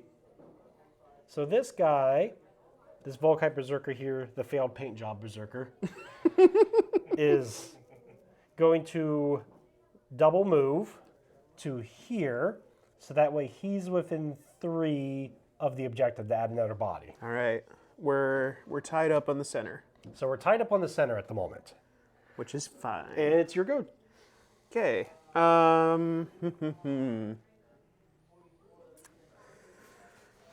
Let's see, Shield Boy has a range of 1 on all of his things. Yep. I would need to be on the other side of the door, which I can't be because you have a guy blocking it. So I have a guy blocking. Oh, you want to try to attack my Flame Keeper, huh? Possibly. Tough luck. So what's the rules for shooting through things? Now, the way it's line of sight. Mm-hmm. If you I can can see see through it, you can see through it. But Tony, I forgot to discuss this with you. I was thinking, for the sake of simplicity, and since this is your first game, if you wanted to play it that walls just block line of sight, I'm cool with that. You let me decide. You tell me right now. All right, that's fine. Well, We'll play on Oh, Warcry. you were wanting to move him up Weenie and- Hut Jr. no. If you want to use, jeez, all right, you want to move him up and see if you can attack through there, right? Yes. With him, do it. Do it. If Now you're I don't want If to. you're going to attack, Tony, I want you to do it. I'm going to hold off on activating him because Or are you now going to I'm be boring? If scared. you're going to be boring, then That's what a weenie would say. oh, Jade's got you. I will do that. Not this turn. I'm gonna move this guy, and I'm gonna move him forward a little bit to kind of hope to deny you some space here. So he's gonna move. He has a movement of 4, All right. and he's gonna go right there. Engage him. Now, if you stop your movement there, you're engaged. It will take and disengage if you want to move further. No, that's fine. Okay, you I just wanna wanna- stay there? I want to kind of block off getting be onto within the 3? edge of the 3 inches. Okay. Which is what I'm doing there. Sounds good. And now he's within 1 inch, and I'm going to take my second action as an attack. There you go. He has a strength of 3. Toughness of 4. So I'm going to be hitting on 5s. You got this, Tony. I don't got this. You got this, Tony.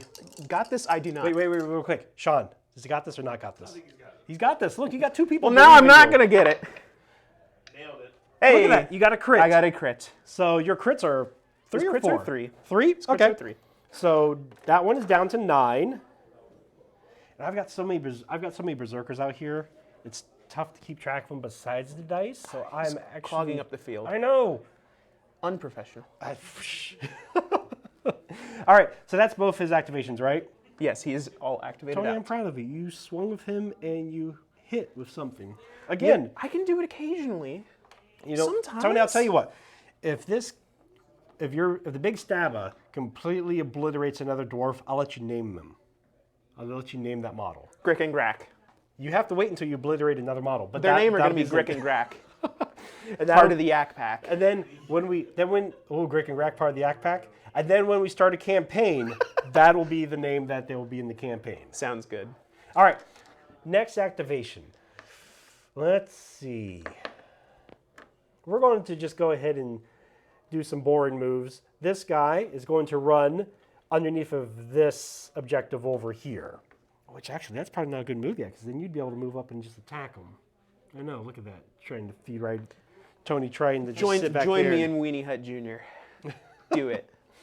All right, Tony, we're going to be boring this. Well, we're going to be boring but exciting this time. I've done the same thing, and he Magma. keeps on calling it boring. Magma Pike is just going to shoot That's not boring. him. That's awesome. That's awesome? Yeah. I like that. He says it's awesome. All right, so the question is, Magma Pike. What's your range, Magma Pike? I don't even remember. Oh, 3 to 15. Yep, you He's can got do a it. long. For he's got- sure. Well, I mean, what I'm going to do is I'm going to shoot him. No, not future Grick and Grack. Because 12. You know what? Yeah, I'm going to make him earn the name Grick and Grack. So I'm going to shoot at him. He says as he comes in and absolutely slaughters them before giving them a chance to earn their name. Nope. Dangles it they've gotta right in earn front this. of me and says, "You had no chance to begin with." All right, 3 to 15 inch range, within range. Yep. 2 dice, strength 4. Toughness 3. Toughness 3. So Hitting 3 on- plus. Hitting on Crit and hit. crit hit. So Normal hit is 2, crit is 4, so 6 total. Takes me down to 13. See, I can't quite kill Grick and Grack yet. I'm on a second action do the same thing. At maybe Grick and Grack. He's already called it. He slipped up. I That's did. their name. I did call him that already. We can run the tape back. Tony wants to present here in a month when me and Tony are in court over the name of my model. Intellectual property, do not steal. 2 hits. 2 hits. So 1 4 each. more damage. 4 more damage? All right. I'm down to 9. All right. I'm a sad boy. So Magma Pike went. He stayed right there, but he shot the big stabber. All right, your go. All right. My Moorboy boss is itching to get in there. He is going to straight up charge because he ain't got no range. And it was blending in. Ka-dunk, ka-dunk, ka-dunk, ka-dunk. Yep. You want me to hold it for you so that way you going straight in? Yep, because he's got no range. He can't do anything. Straight in that way? But I apologize. He does not have any range. Yeah. He speed of 8. 1, 2, 3, 4, 5, 6, 7, 8. Boom. Not quite far enough. But next turn, he can actually use the charge ability. Yes, he can. Get in there. And I'm a little afraid of him. Him and the big stabbers. Those two chunk out the damage pretty well. By the way, have you read your War Chanter's ability? No, not at all. You should read the War Chanter's ability. Read it to everybody. It's a double. Until the end of the battle round, add 1 to the attack characteristic of melee attack actions made by other friendly fighters while they're within 6 inches. So basically, if I hit on 4s, I now hit on 3s? No. It's you're adding Oh, dice. if I do 1 damage, I do 2 damage. Nope, you're adding a dice. I've got it wrong twice. I don't know what... There's only so many options left, Tony. So If I roll 3 dice, I roll 4 dice. yes. Got it. So, yep. So adding I got 1 it. to the attack's characteristic, your attack's characteristic is that sword. Yep. So and That it's, is... Yep. it's everyone within 6 inches of him that's one of your friendlies. I love it. Onslaught is a double that only one model gets that. So you have a double on the War Chanter that gives that to everybody within 6 inches of him. But I would need to activate him first, right? You do need to activate him first. That's the downside. But once we got this mosh pit going, it's going to be good for you. Yeah. Bunch of greenskins. That's why I'm a little hesitant to start the mosh pit, because I might lose that in the long run with that War Chanter buff. All right, so you have activated Savage Boss. So you've got 1, 2 left. Jolly, what do orcs mosh to? Let the bodies hit the floor. What? I don't know. What band did that? Disturbed. Yep. It would definitely be that, I would say. Fire Slayers are definitely fire starter by Prodigy. that just says itself. All right, so you've got 2, I've got 4 left. Next one I'm going to activate will be him there. He's slower, and I won't be able to get within 3 of that objective because of what you did, but I don't think I have the movement to get there right. I can kind of get to the side here, which I don't want to do. No, I'm fine with that. We're going to move up to right here. You're going to block me from going through that door. Because I don't think your War Chanter will be able to actually fit through that door now. No, I don't think you will. So double move to there. So first move took me to here. Second move took me to an engagement. So Okay. Interesting predicaments. The question is, no, he's more than an inch away from the door, so I can't stand on the other side of the door and do things. Well, that's unfortunate. Okay. tactics. Look at this. See what happens when you make me start playing for the win instead of for the show? Playing for the win is playing for the show. Sir. All right, speed of 3. Slow man here.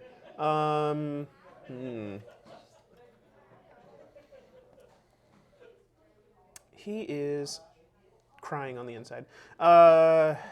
Chanting on the inside, you mean? He's going to move up, be at the door. Wave his bone wands angrily. And then he's going to hop through to the other side of the door. Okay. And he is going to take this position. Now, I here. don't think he'll be able to go through there because the model wouldn't be able to fit there. You He has to be able to fit entirely? Well, not through the door, but between that terrain and that model, his base would have to fit. Oh.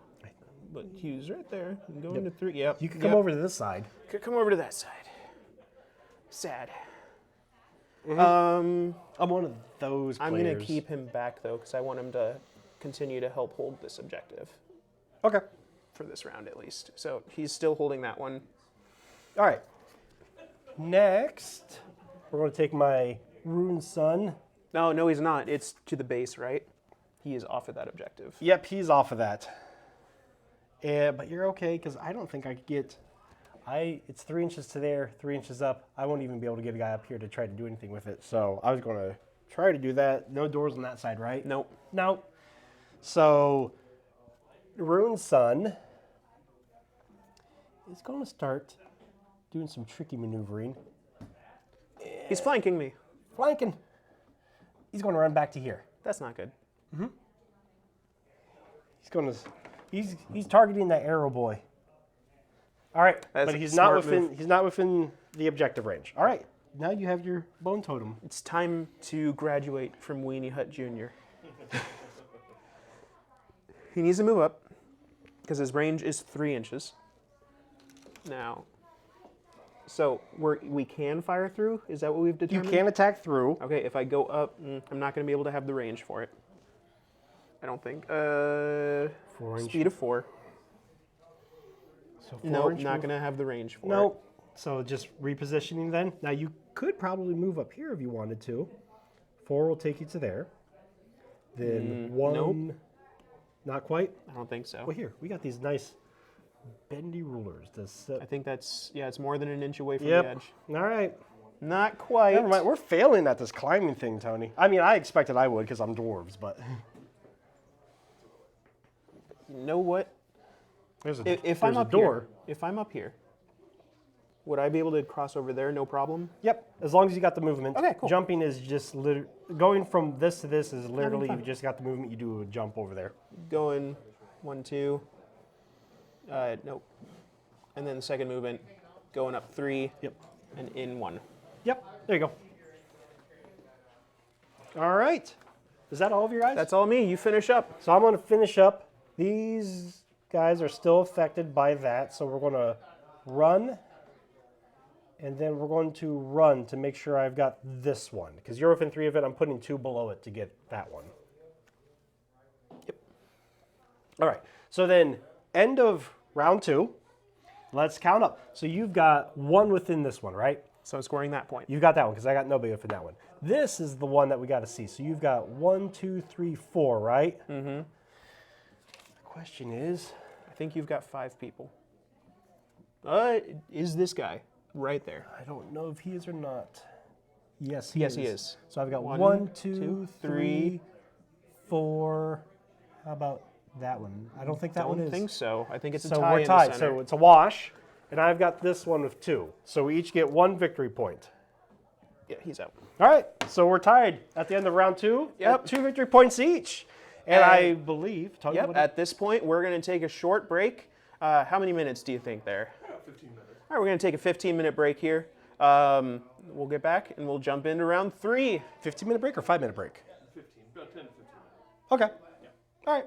So we'll be back here soon with rounds 3 and 4 of Warcry. It's a bloody mess. You ready for this, Tony? Absolutely. All right.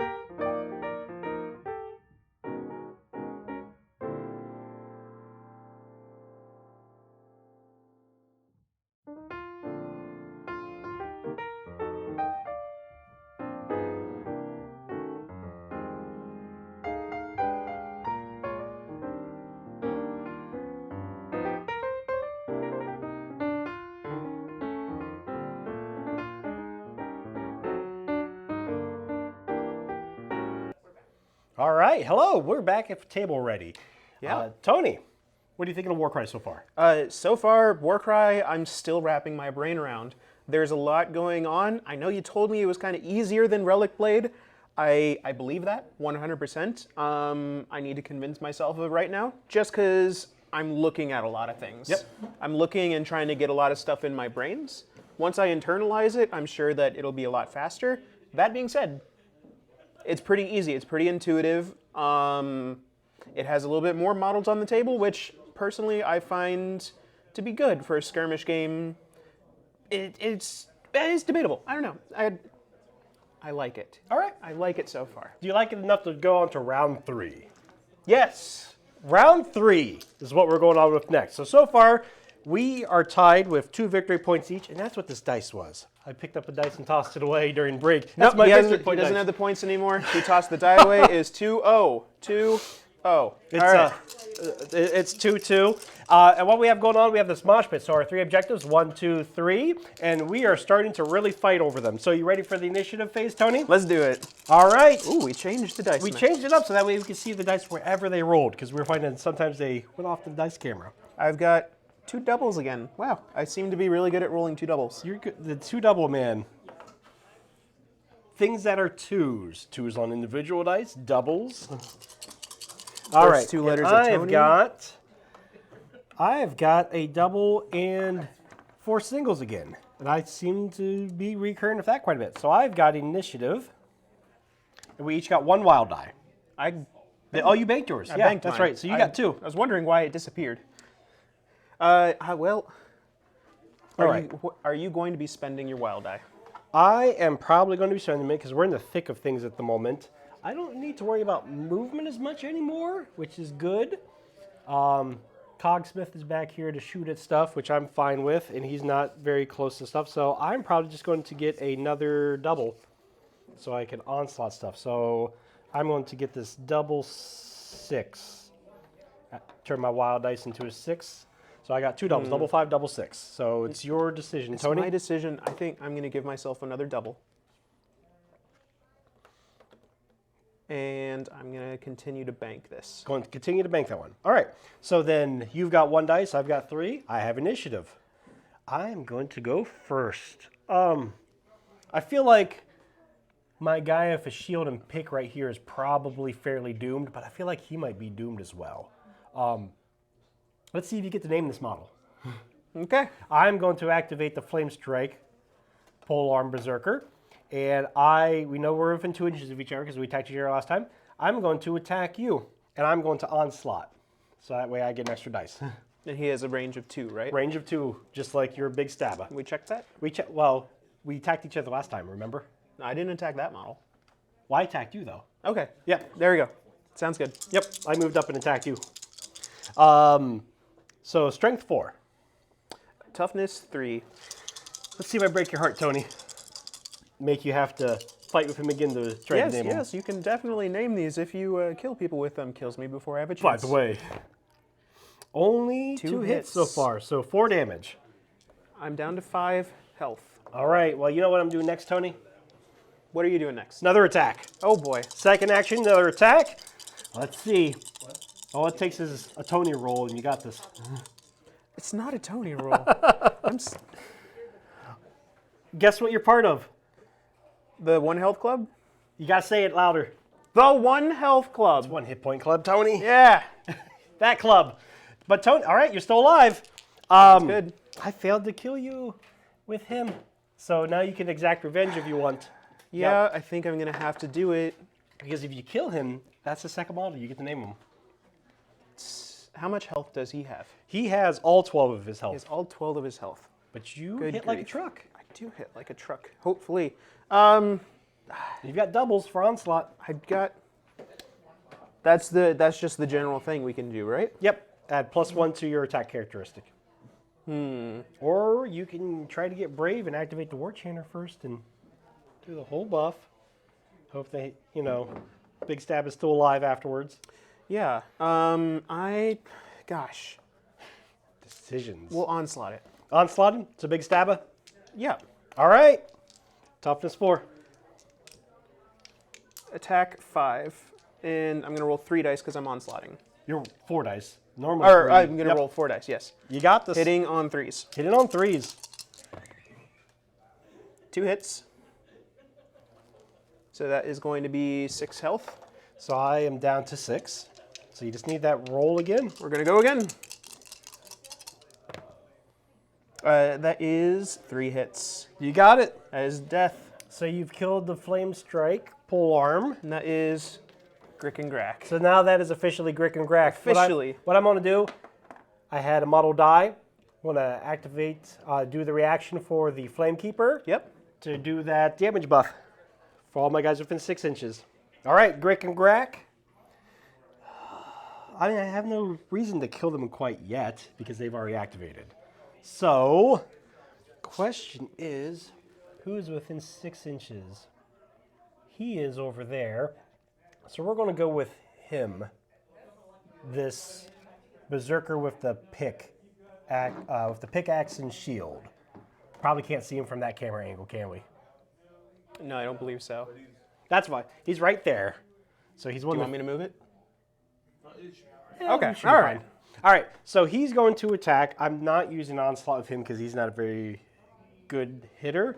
And I'm going to attack the shield guy because he's got way too many hit points for me to Oh, hopefully come on. take All him right. down. Shield So, guy is shield guy- toughness 4. Toughness 4, I'm strength 4.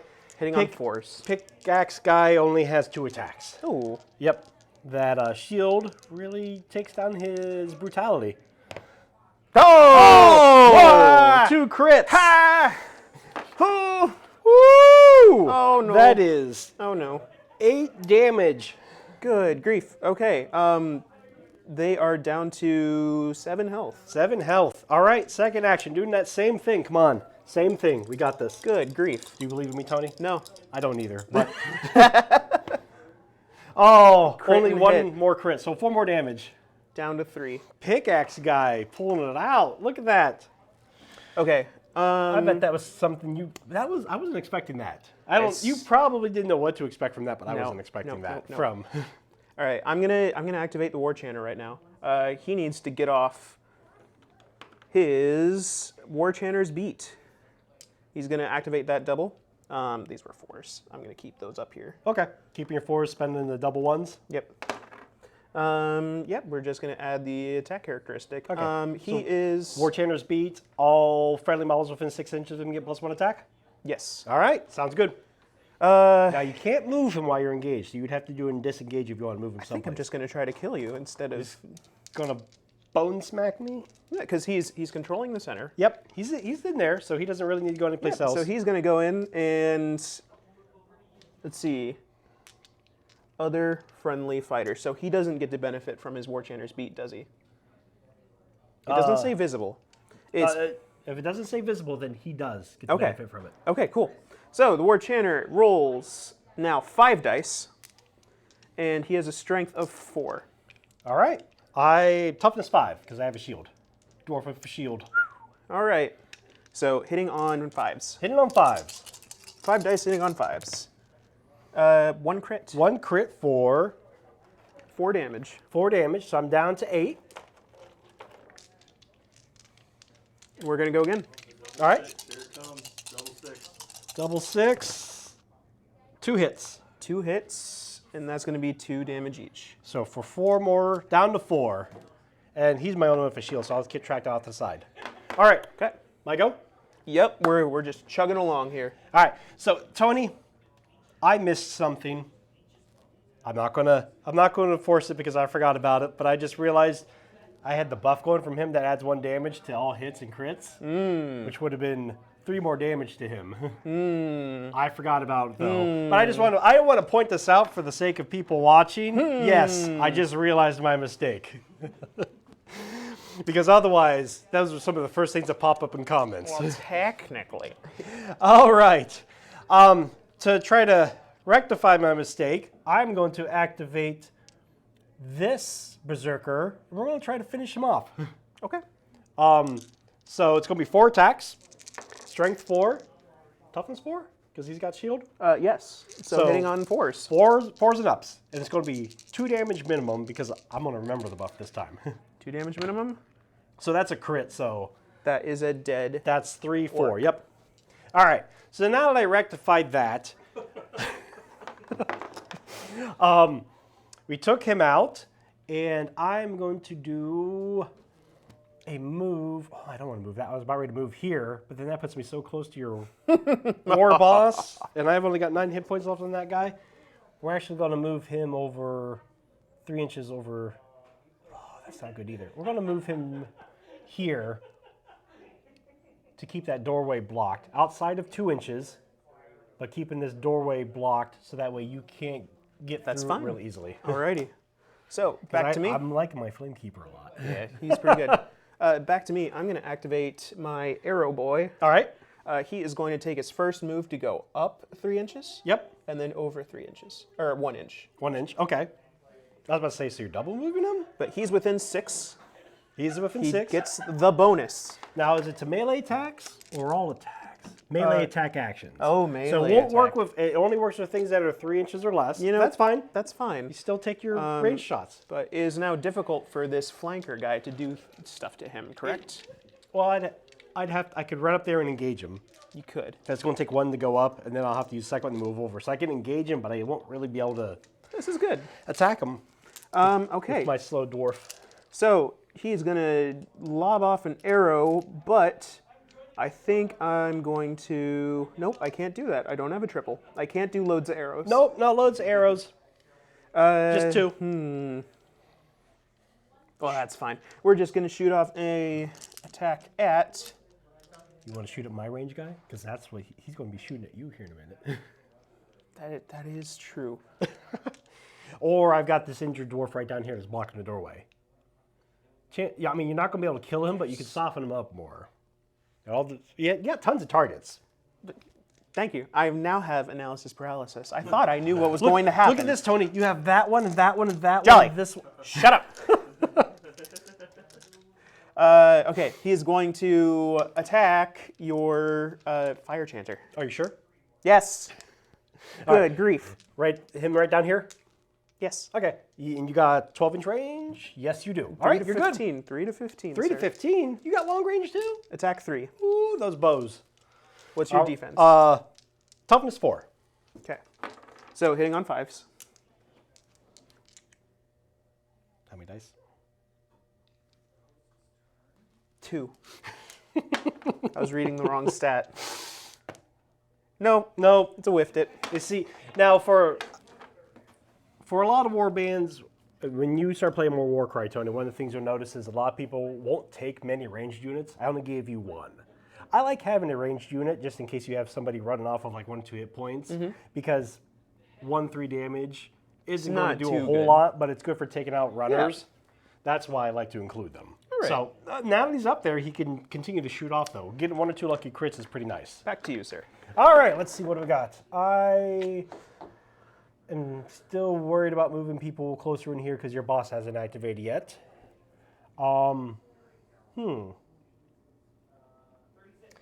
Well, Magma Pike guy, you've gotten to name the big stabber Grick and Grack. Yep. So I'm just going to go ahead and take out Grick and Grack. You need to do 1 damage. I know. Let's see if I can do it. Strength 4, toughness 3, right? Yep. Hitting on 3s. Got him. You did. 2 damage. Barely. All right. Grick and Grack are gone, but not for good. They'll be back later. Next episode. Not next episode. Not next episode. Some episode later. Maybe if I get them painted. I'll tell you what, Tony. Next I'm gonna- episode is Gaslands. But, Could be driving a car. but Tony, I'm going to finish painting them up just to bring them and show them off real quick, and then they'll cheer you on. I need you to paint Grick and Grack really spicy. I'm going to do the best I can. I'm going to paint them like these ones, not like that one. Okay. Okay? And I'll bring them for you, and they can cheer for your slime crew next week. Sounds good. All right. So, I still have another reaction. So, what do we want to shoot at? We want to shoot at this guy. Or you could shoot at this guy. I'm gonna shoot at you that could guy. you could Tony, also I don't- shoot I at the don't have guy you analysis said you were going to paralysis. shoot at. I know. Liar. I know. You're a liar. Go for I'm it. not Do it. denying that. Roll Shoot the at dice. him. Roll the dice. Toughness 4, strength Toughness 4, Hitting 1 hit, 2 damage. 2 damage.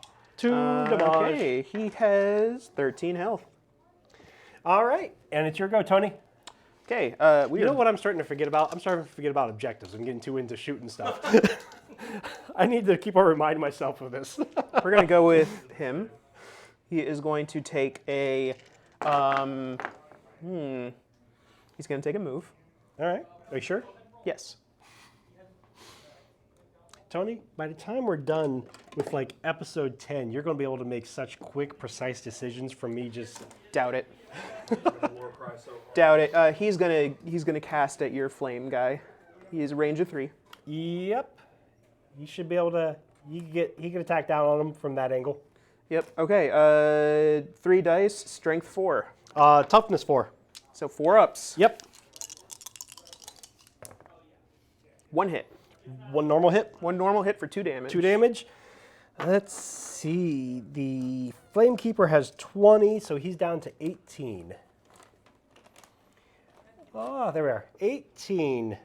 We're going to have to make like damage tracking dials or something for some of this stuff. You've got an individual sheet. You I can know. put it right by it, right? Well, shh. You with all your thinking. Professionals. Professionals. All right.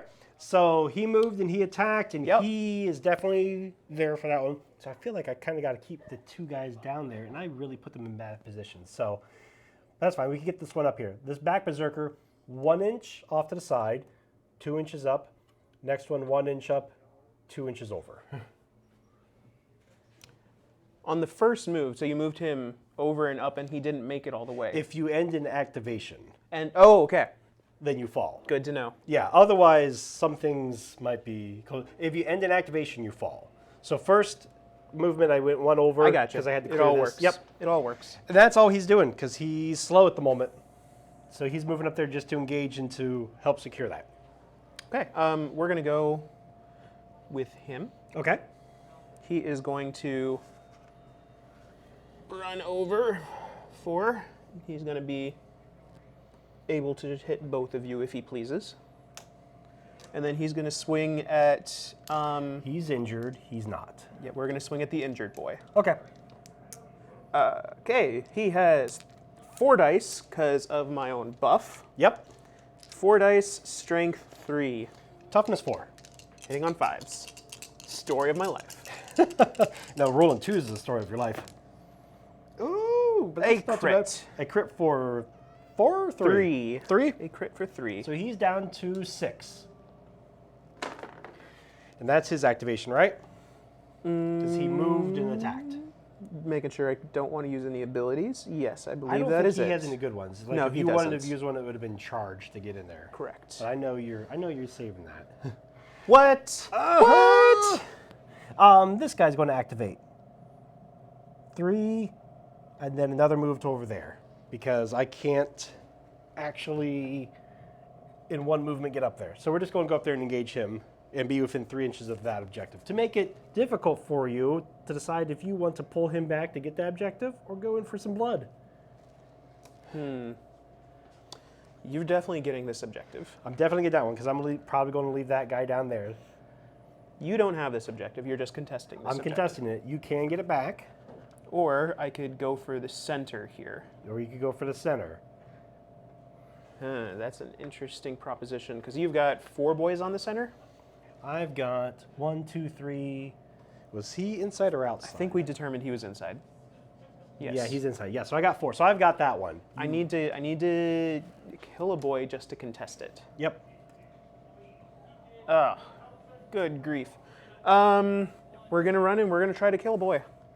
So I've got a charge that I cannot get off.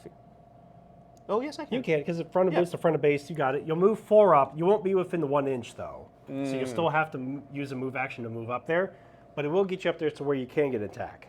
Because you're like 5 and some inches away. So moving forward leaves you 1 and some away. Yep. We're going to So charge and then move. charge and then move. Where do you want to put him? You could him pretty much any place up here. We're gonna put him right there. Okay. And then I've got a guy with 6 hit points there that you Yep. can beat on. All right. He's gonna roll 5 dice. He is toughness or strength 4, Toughness 4. hitting on force. Hitting on 4s, 2 hits. You got this. That is a dead dwarf. Exploded. That's why I didn't want to put too many people within charge range of him. That three base damage really frightens me. All right, he got exploded. All right, and I'm all out. I think I've got two left. Oh, three left. I've got him, this one, and that one. This one's easy. I'm going to leave him right there. So he's just going to kind of whatever, because I need him to claim this one. This one is going to attack him. So, I don't want to onslaught, so I'm just going to do normal attacks. Why don't you want to onslaught? Because I want to save for movement on him so I can sweep him in over there to get him within 3. Okay. Because otherwise I don't think I'll be able to, he's slow enough that I don't think I'll be able to get him in there. All right. Strength 4, toughness 4, because you got a shield. Yes. So 4 ups. But damage buff, I want to remember it. So 1 hit for 2 damage. Oh, no. Okay, I thought you were putting it. I forgot to add some things. And then, again, so 2 damage so far. Ooh, and 2 crits for 8 damage total. It would normally be 3, but it's 4 because of the damage buff. That 5 health left. So 5 health left. All right, that's acceptable. I believe that's everyone I have. Yep. So, continue. So he is activated. So the question is, so I've got this one, that one's contested, this one's contested, so I'll be going up a victory point. So I can either move up and use this one for rush to move up to take this one, but then I'm putting him up kind of in his harm's way. But he's fairly beefy, actually. I don't hate him being up there. And he's not going to do me too much good the last round being way back. So that's what we're going to do with him. Activate him, rush for an extra inch of movement, and we're just going to run him 8 to right here. So he's within 3. And then Flamekeeper is going to reposition to right here. Or you could stay there and attack twice, you know? He was already scoring the objective. Oh, I can't attack twice. I used a reaction you to used a do reaction. the flame buff. And his melee is horrible, so I really don't want to take him in there. Doesn't he have a ranged? No. Oh. He doesn't have any range attack. Oh, okay.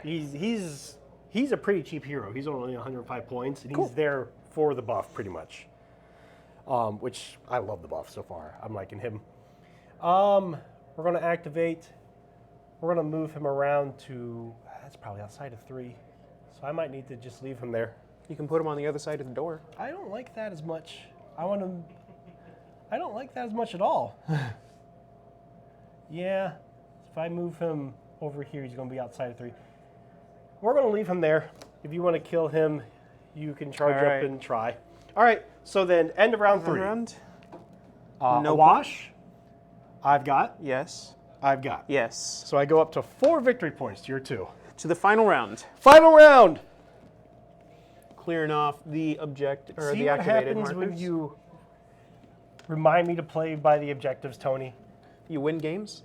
Maybe. That's what I thought was going to happen last week with Relic Blade, and then you swept in and just stole it from me. Like, the most stolen of stolen victories ever. I'm setting up for it right now because I was down, and now I'm down again. All right. So you've got 2 wild dice. Yes. Because you're generating 1, you've got that 1, so... I got to Tony, use them this turn I or was gonna they say, go away. You don't have to, but... Probably should. You probably should. All right, initiative roll. Double, and 2 singles. Oh, the themes of your life. All right, come on. I need a triple so I can get this quad so I can show you what Rampage does. Sound good? No. 2 doubles, 2 singles. So, Tony, here's the interesting things. This is the first time that we've been tied with initiative after the rolls. So our roll-off happens now, actually. Beat a 6. Nope.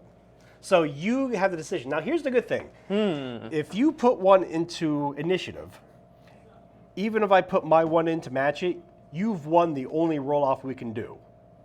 So if you want to guarantee initiative, all you got to do is put 1 of your 2 wild dice into the singles.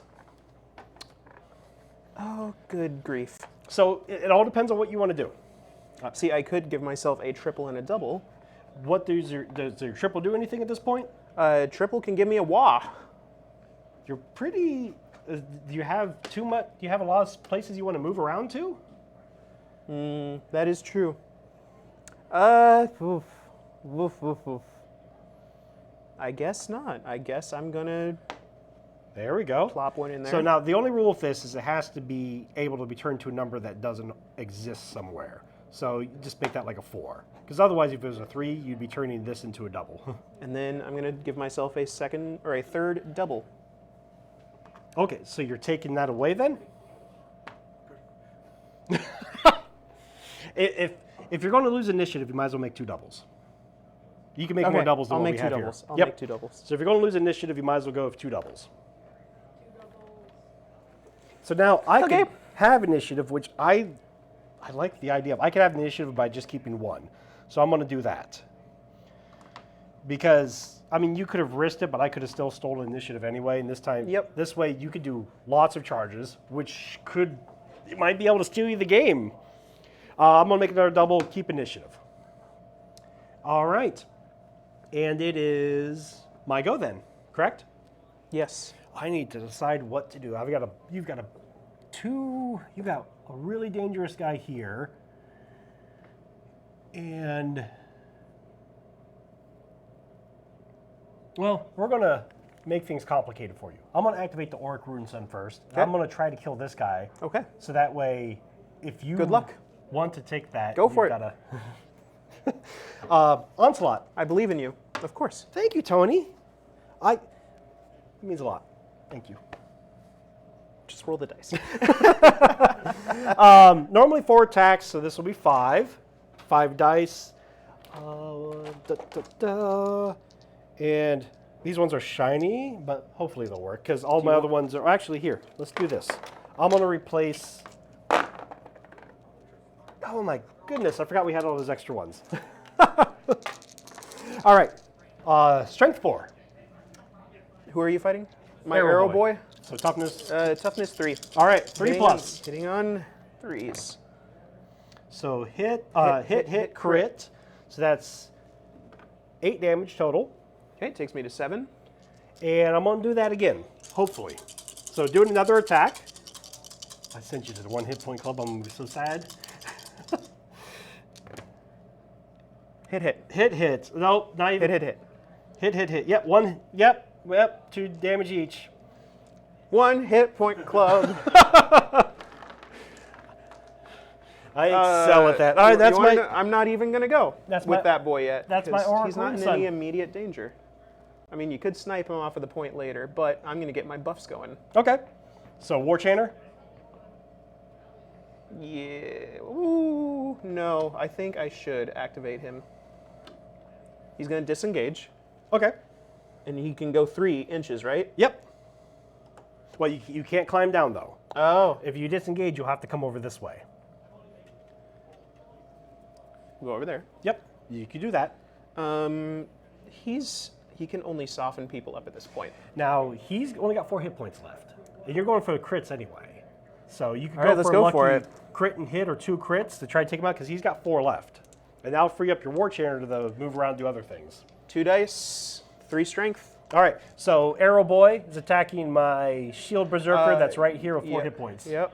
All right, 2 dice, 3 strength. Tony, I believe in you. What's your toughness? 5. Like I Okay. said, Hitting on 5s. you need a 5 and a 6. Do it. This is 6. You know what, Tony? 1 hit point club. Thank you for including me. Down the 1. It feels good to be in this club. Thank you. Okay. That's his activation. Frustration City. All right. Well, I'm going to activate the Flame Pike. He's really too far away to be able to get to any objectives.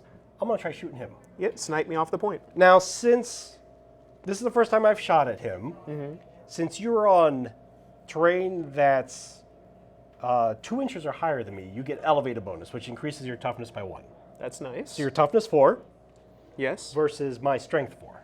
Okay. So hitting on 4 4s. plus. So No nothing hits. so far. So that's Second good. attack. Second attack. hits for 2. That's it. So we got him. So now tough decisions for Tony.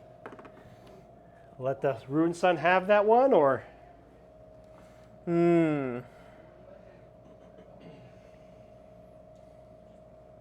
Good grief. I think in order to do things, I think you've got to do the War Chanter next and get that buff going, so you got all the extra That's attacks. exactly what I'm thinking. I'm gonna get the War Chanter buff. Okay. Um, And now, here's one more thing. How many do you have? You have 1, 2, 3, 3, 4 guys? Yeah. Okay, so just remember, each time you activate somebody, you use an ability. Otherwise, you're going to have extra dice left over. Okay. He's gotta try and kill the guy who's next to him. 1 hit point club. 1 hit point.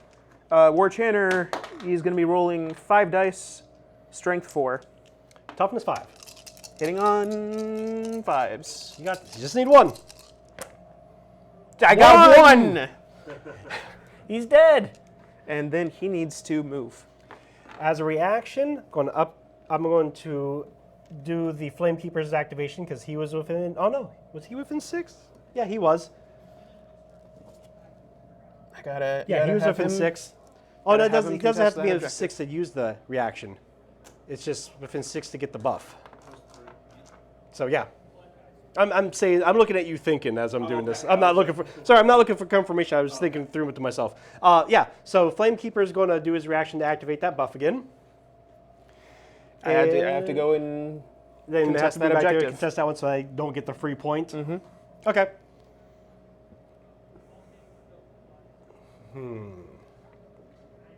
Next, we're going to activate him. Yep. Cogsmith. Yep. He's getting the buff because it just has to be a friendly fighter. Doesn't have to be somebody from the faction. And he's going to attack your shield guy. Shield guy toughness 4. Strength 4. Hitting on 4s. Lots of dice. Normally 3 dice, 4 dice. Yep. So Shield guy is 5 health. 5 health. Hitting on 4s. So crit and a hit is going to be. Actually, no, I'm sorry. I messed that up. The Flamekeeper buff doesn't add a dice. It adds damage. Damage. So let me re-roll those. Okay. Hitting on 4s. Hitting on 4s. Yeah. That's even better. So 9 damage. Okay. All right. I am going to take a second here and take stock of the board. Well, second action, he's going to move in just to force your guy to attack him because he's beefier than my Flamekeeper at the moment. I'll continue to play it out, but I don't think it is possible. I don't think it is at the moment either with the models on the board. No. So it's up to you. Do you want to play it out or do you just want to call it and say what we think of the game? I think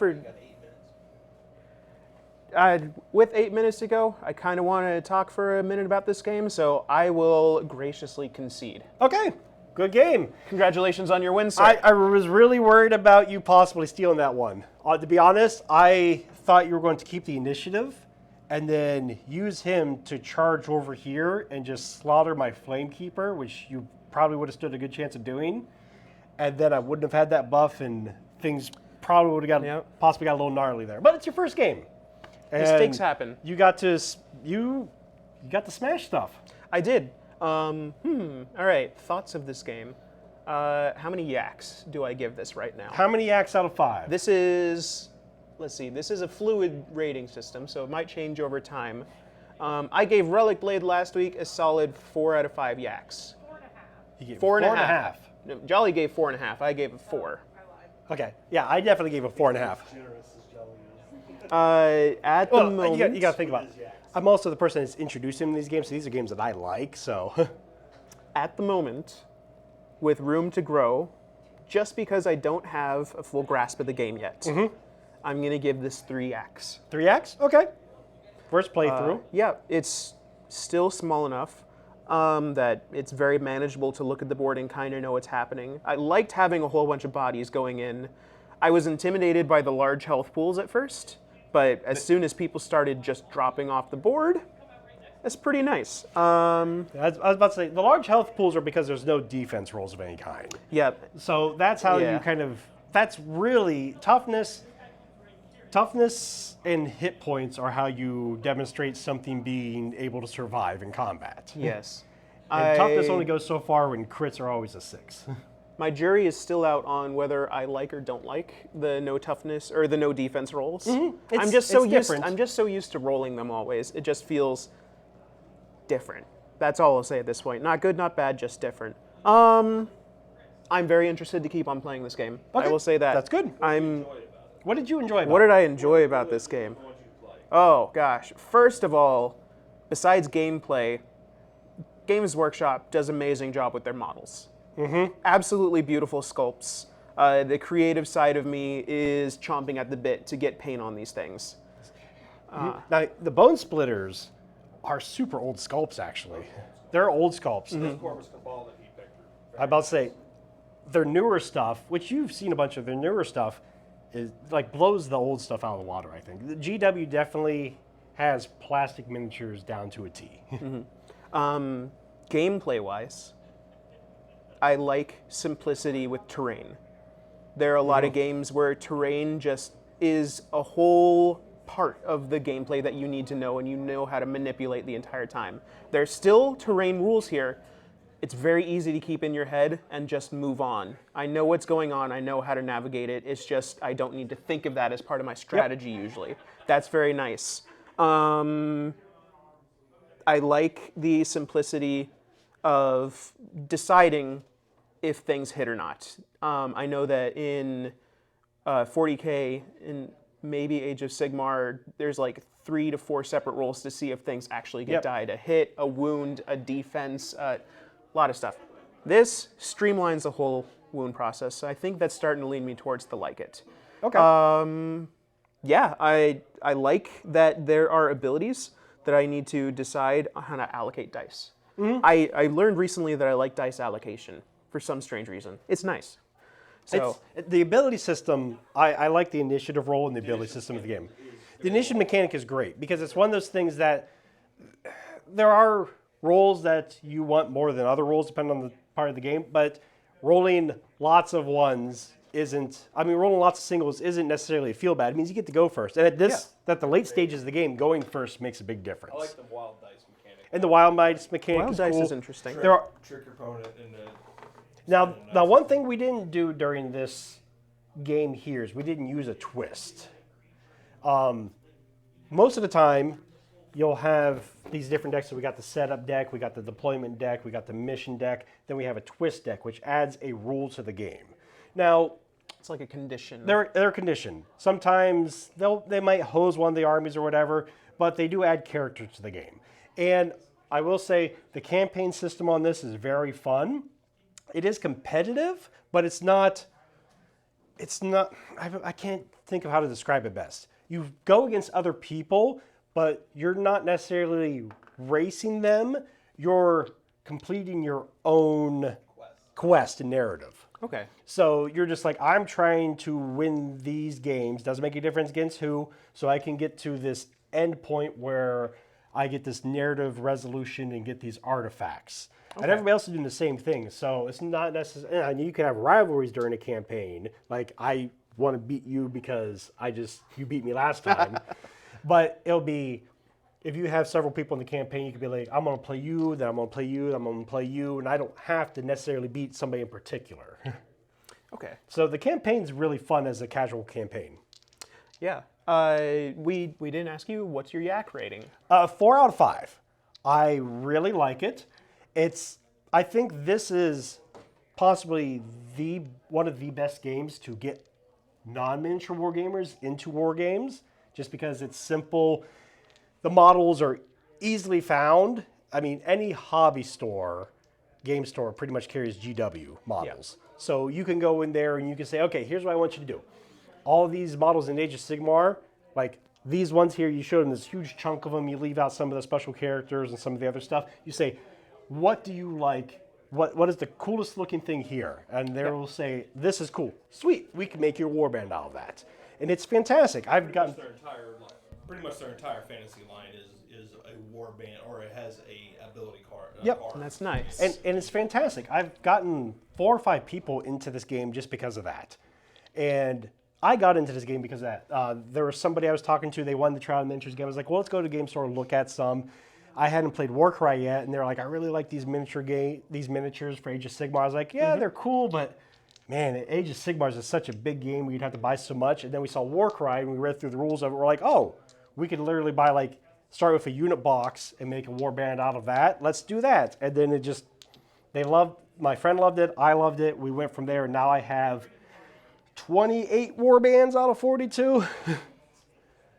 That's nice. So Yeah, only 28. I'm a 28. slacker. got to collect them. I know, gotta Get 'em collect them all. all. But yeah, so 4 out of 5. 4 out of 5. The only thing that gets me on this is some of the missions.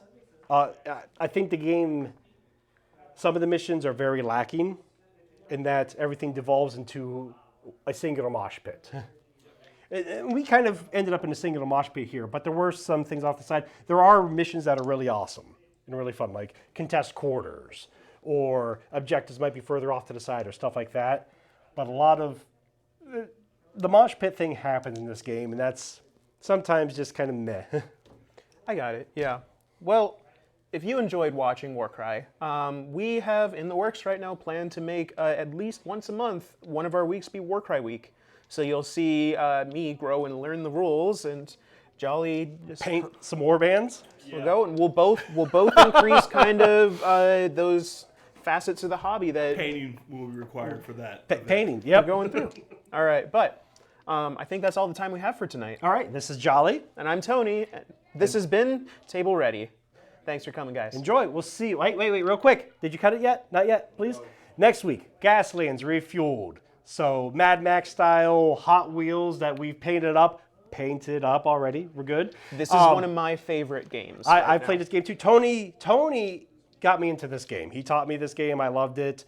We're going to show you next week. We're going to play it. We're going to talk a little bit about the rules, but since we both know it, we're going to jump right into things. So Gasland Refueled, if you're interested, tune in next week and watch us play. See you guys. Have a good night.